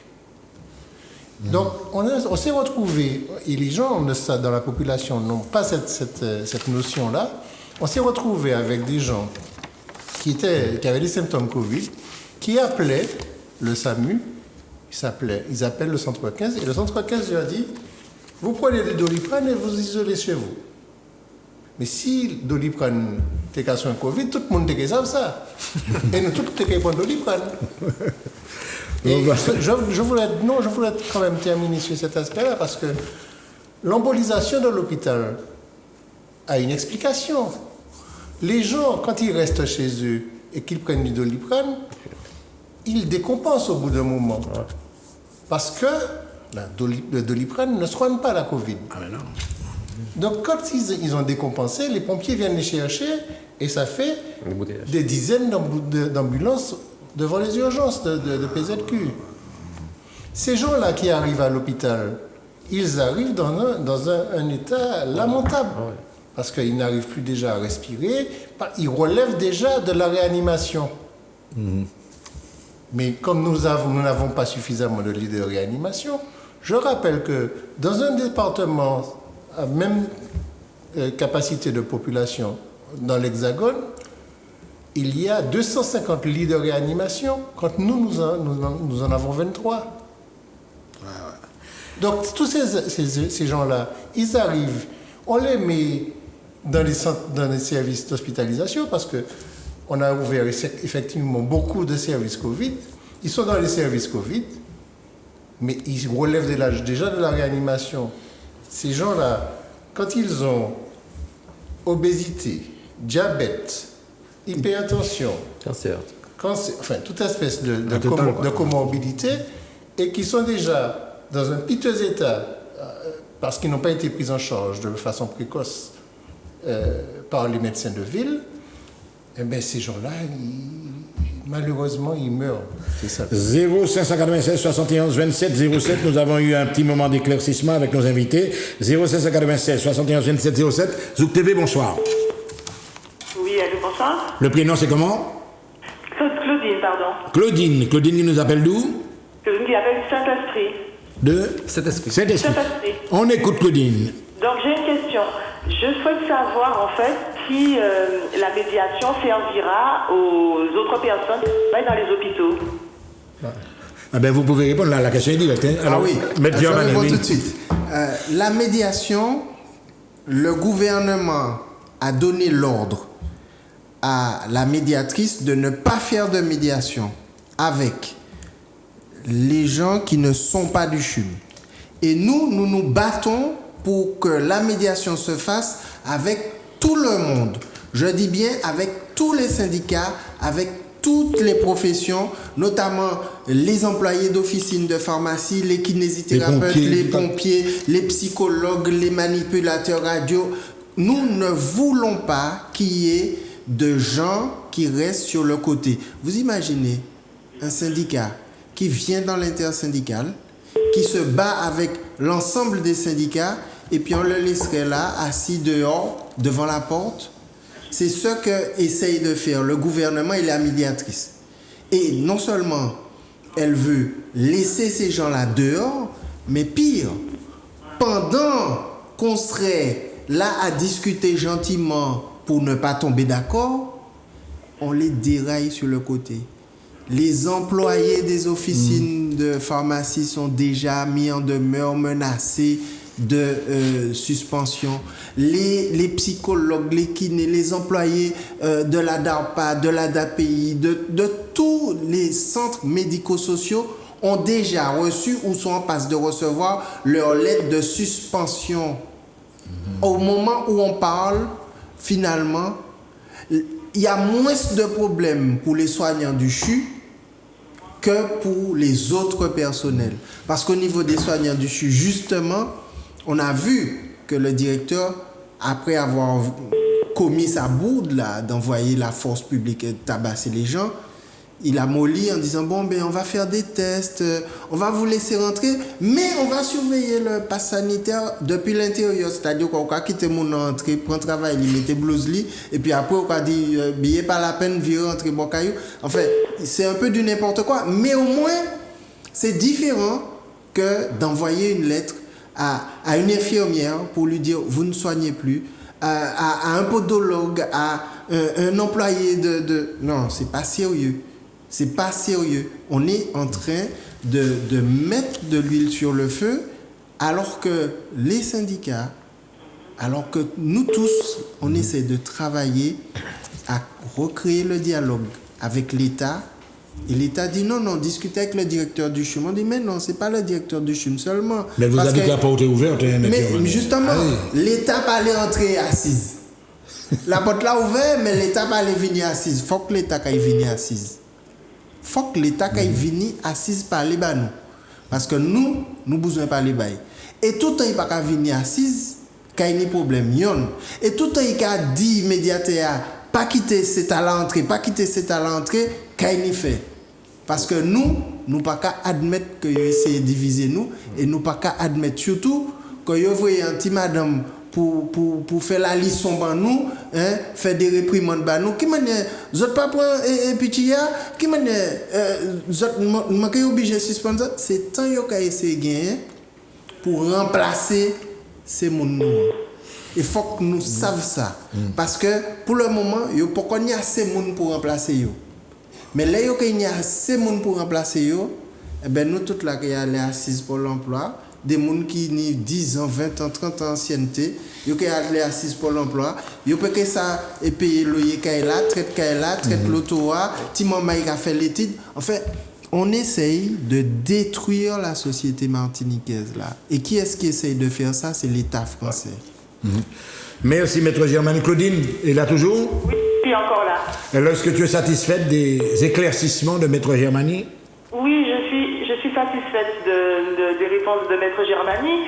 Ce qui me pose un problème, parce que je suis effectivement personnel soignant, et le problème qui se trouve, c'est qu'aujourd'hui, on nous dit, en tous les cas dans les hôpitaux, que la médiation ne concerne pas les autres hôpitaux. Donc c'est faux ça, c'est tout le monde.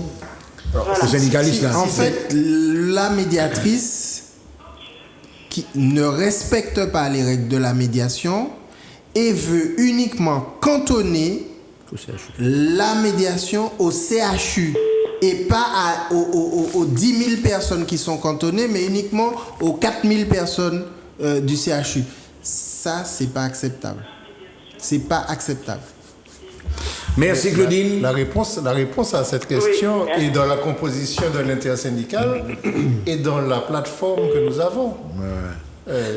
On va tourner du côté du standard. Merci Claudine. En tous les cas, je vous remercie beaucoup et je tenais également à signaler.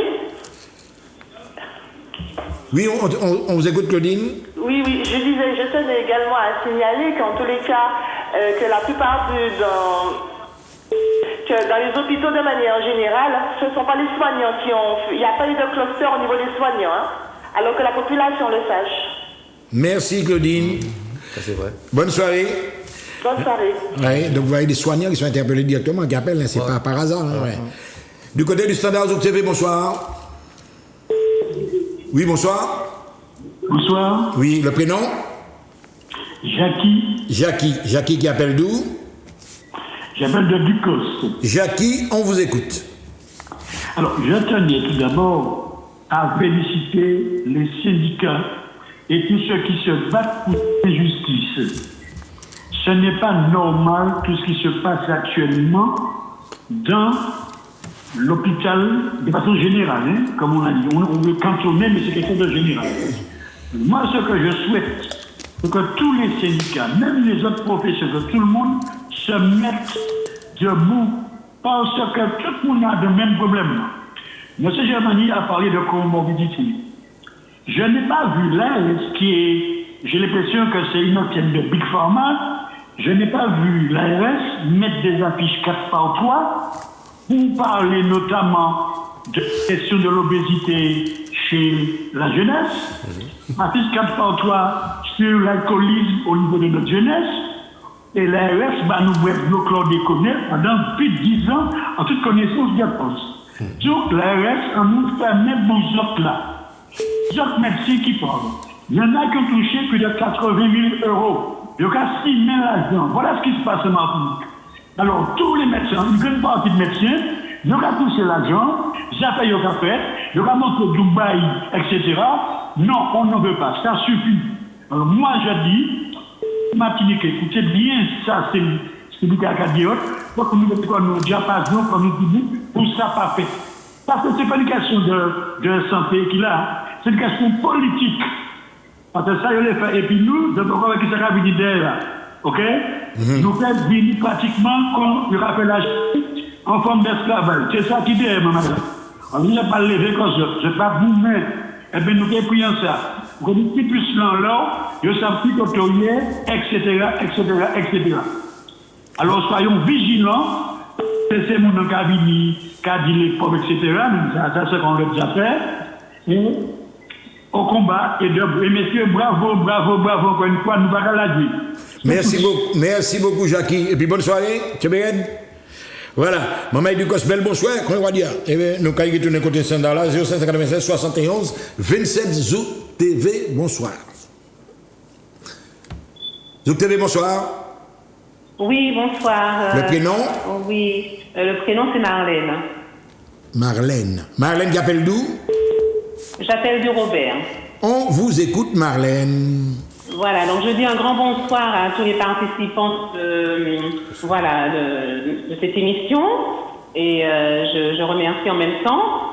Je voulais faire une petite observation. Je me rends compte de plus en plus qu'effectivement ce conflit qui concerne les personnels soignants nous intéresse vraiment tous. Parce qu'en fait, le personnel soignant pour nous consiste à être une digue en fait. Une digue. Alors c'est pour ça que je me dis qu'il faut vraiment porter mes forces à tous les concernés, tout le personnel soignant, parce qu'une fois que cette digue, si jamais effectivement cette digue vient à être affaiblie, je pense que nous on sera vraiment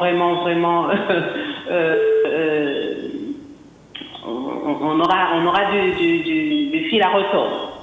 Parce qu'en fait, effectivement, tout le monde a accès à la santé et je pense vraiment que la Martinique est se lever au sein de ce conflit. D'autre part, je voudrais poser une question à Maître Germani.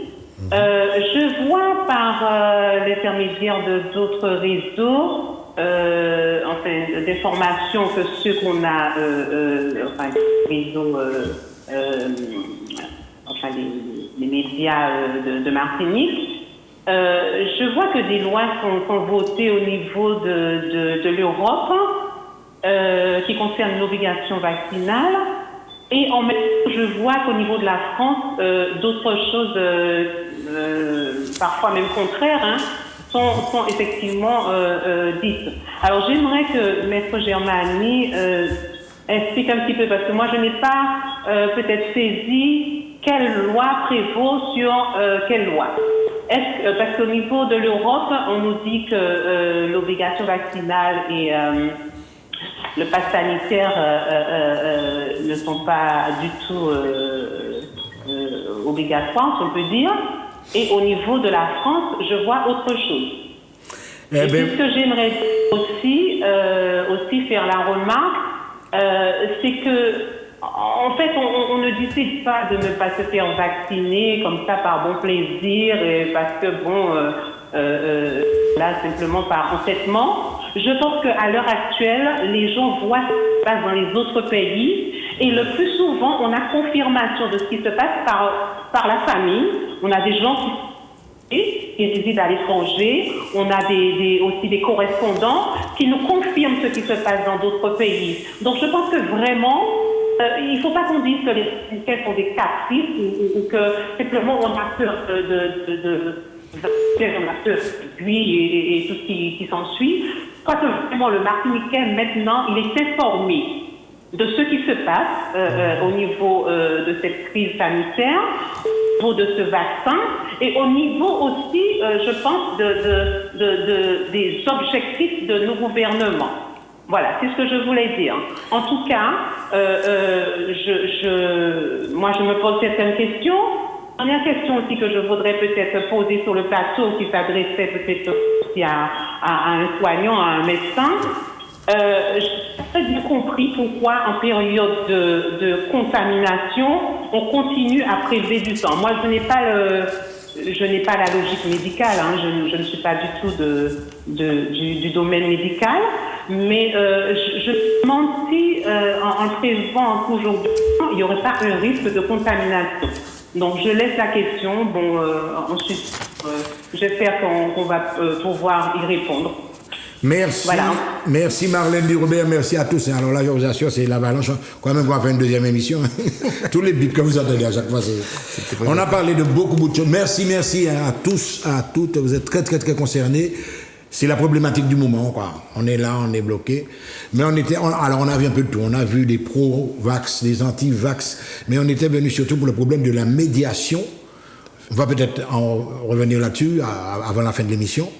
Alors, qu'est-ce qui va se passer finalement, Maître Germain? Ce qui va se passer demain, c'est que les médias vont continuer leur manipulation. C'est-à-dire qu'ils vont continuer de dire... Il faut se vacciner, etc. Non, je parle sur la médiation. Ils vont continuer de dire que l'intersyndicale boude les médiateurs. Or, c'est pas vrai. Je vais vous expliquer pourquoi. J'ai écrit à la médiatrice pour lui dire « Je suis d'accord pour vous accepter en tant que médiatrice, mais l'intersyndicale, elle, n'est pas d'accord pour accepter les deux autres médiateurs parce qu'il y en a un qui est directeur du travail, qui est le gendarme du travail, donc qui est là pour taper sur les salariés, donc il n'est pas neutre, c'est sa fonction. Lorsque le salarié refuse de se soumettre à l'obligation vaccinale, il ne va pas trancher en sa faveur. Et puis, il y en a un autre qui s'est publiquement prononcé contre la position des syndicats. Donc, le gouvernement ne devait pas nommer ces deux personnes-là médiateurs. Ça, c'est une première chose. Deuxièmement, nous avons choisi et proposé 3 médiateurs, 2 de Martinique, un qui est président de la Fédération de médiation, donc, qui est un Parisien. Ces 3 personnes-là ont été totalement ignorées, comme si il n'y a que les médiateurs choisis par une partie qui sont valables et les médiateurs choisis par l'autre partie ne le seraient pas. C'est pas correct, c'est pas respectueux vis-à-vis des médiateurs que nous avons choisis et c'est pas respectueux vis-à-vis de l'intersyndicale. Autre difficulté, c'est que normalement le principe de neutralité, c'est pas simplement attaché à la personne des médiateurs, mais également au lieu de la médiation. Or là, la médiatrice, encore une autre erreur, va-t-on dire, qu'elle commet, elle convoque les gens dans l'administration du travail, à la direction du travail, le lieu même où on a exprimé, et on est là pour exprimer, une position contraire à celle d'une partie qui est la partie syndicale.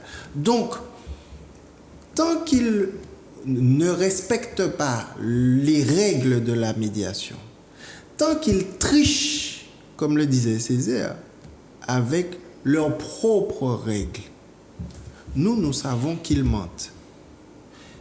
Tant qu'ils excluent des syndicats de la table des discussions, tant qu'ils disent « vous n'avez pas compris, on va vous expliquer », cette condescendance, ce mépris, ce n'est pas le mépris de l'avocat, des syndicats ou de leur mandant, c'est le mépris du peuple martiniquais. Ils méprisent le peuple martiniquais et ils essayent en plus de le couillonner en lui faisant croire « mais il y a une médiation, ils ne veulent pas venir ». Répondre couillé à m'envoyer là. Et nous rentrons en médiation là même. C'est-à-dire que couillé à m'envoyer comme ça, aille pas les bas ces médiateurs noirs et puis faire une équipe médiation. Ils ne sont pas fichus de faire un accord entre médiateurs. Et puis c'est des gens qui en litige quand ils font médiation. Ça veut dire quoi cette attitude-là? Vous ne respectez rien. Vous arrivez ici, et puis vous pouvez jouer monde. Nous on vous dit, puisque vous ne nous respectez pas, puisque vous voulez nous diviser en excluant des... On va vous demander tranquillement de prendre le temps de réfléchir à ce que vous faites. Il faut que les gens sachent, par exemple, que le courrier à m'envoyer à casser oculaire les réseaux, il n'y a pas jamais répondu moi j'y joue. À l'état à mon parler les autres là, ils ne m'ont répondu à aucun courrier. Ni le ministre de la Santé, ni le ministre de l'Outre-mer, ni le préfet, ni le directeur du CHU, ni la médiatrice en chef. Personne ne me répond. Personne.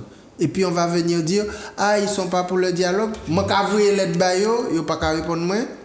Et puis, il dit c'est les syndicats qui parlent de médiation. C'est eux qui parlent de médiation. C'est eux qui ont tué médiation. Merci, M. Germani. Nous allons maintenant avoir le mot de la fin avec les deux syndicalistes. Donc, Eddy Ledran pour la CGTM Santé. Quelques mots concernant ce débat, concernant toutes ces remarques que vous avez pu écouter ce soir. Oui, alors il y a un certain nombre, malheureusement, de questions, mais le temps... Ah non, là on arrive... nous presse. S'il fallait prendre tous les appels, on serait là pour demain. Qui sont certainement restés sans réponse. Effectivement, peut-être qu'il faudrait une autre émission parce que les gens on le comprend bien. On a parlé de division de la population, de souffrance, de drame psychologique. On a parlé également de responsabilité personnelle, du rôle de la prévention, des spécificités. Donc pas mal de choses ont été évoquées. Un mot pour terminer. Non. Ce que je voudrais dire, c'est que rappelez d'abord que ce n'est pas un combat de pro-vax contre anti-vax, comme le scande à longueur de journée M. Garel sur les ondes. Ce n'est pas un problème de pro-vax et d'anti-vax. Ce n'est pas un problème de... Le problème qui se pose, c'est l'obligation vaccinale. Donc nous rappelons quand même 3 volets. Obligation vaccinale, passe sanitaire et moyens pour l'hôpital public. Une fois que l'État sera... Les 3 éléments sont réunis, mais... Que sera prêt pour discuter avec l'intersyndicale de ces 3 sujets-là, nous rentrerons en médiation une fois que le principe de la médiation sera toutes les conditions de la médiation seront réunies. Voilà. Alors, je voudrais dire quand même quelque chose, c'est que il faut quand même que l'État prenne conscience que, au-delà de la crise sociale qui se pose là, il va se poser une crise sanitaire grave, parce que avec le problème de la Covid, il y a un certain nombre de pathologies qui ont été en souffrance. Ces patients-là ont besoin d'être soignés. Ce n'est pas le moment de suspendre des infirmières, des AS, des ASH. On a besoin de tout le monde pour faire fonctionner cet hôpital. Et il faut qu'ils prennent en compte le fait que 70% de la population martiniquaise n'est pas prête et ne va pas se faire vacciner. Les gens sont déterminés parce que c'est bien d'avoir des convictions et de s'y tenir. Et donc là, il faut que l'État se mette à la table et puis vienne discuter avec nous. Autre syndicaliste sur le plateau, M. Bruno Charles-Achille, secrétaire général de la CDMT Santé. Alors, quelques mots pour conclure cette émission. Pour conclure, l'État est en train de créer une crise dans une crise. Pour compléter ce que mon collègue disait. Aujourd'hui, depuis 2 ans, on n'a pas pris en charge la population martiniquaise sur les pathologies qu'on traite tous les jours, des cancers, du diabète, etc. L'État rajoute une couche dessus. Ça veut dire qu'il crée une catastrophe d'une catastrophe. Et celle-là sera plus dure que la première. Elle sera plus dure. Et j'ai dit tout à l'heure là, ne pas prendre ce cancer à temps, ça veut dire on t'en charge avec un traitement beaucoup plus lourd. Et résultat, soit au cas passé, soit au cas cassé. C'est ça la situation. Et aujourd'hui, au lieu que le directeur du CHU s'attelle à augmenter la capacité de prise en charge des gens qui y vivent à la Martinique et ceux qui y passent, il s'est focalisé sur l'obligation vaccinale et la chasse aux sorciers à ses soignants, au lieu de mettre des méthodologies en place en attendant que d'autres recherches soient faites et qu'on puisse trouver un consensus de vaccins beaucoup plus adapté pour nous. C'est ça qu'il est en train de faire. Merci messieurs. Donc on avait sur le plateau Maître Georges-Emmanuel, j'ai bien dit, avocat, Eddy Ledran de la CGTM Santé et Bruno Charles-Achille, également secrétaire général de la CDMT. On remercie Grégory qui est à la technique et bien sûr on vous remercie chez vous. Vous avez été pertinent. Bon, quelquefois ça mousse un petit peu, mais vous avez été bien réactif. Ça se passe comme ça. Bonsoir chez vous. Bon, allez. Ça va, hein?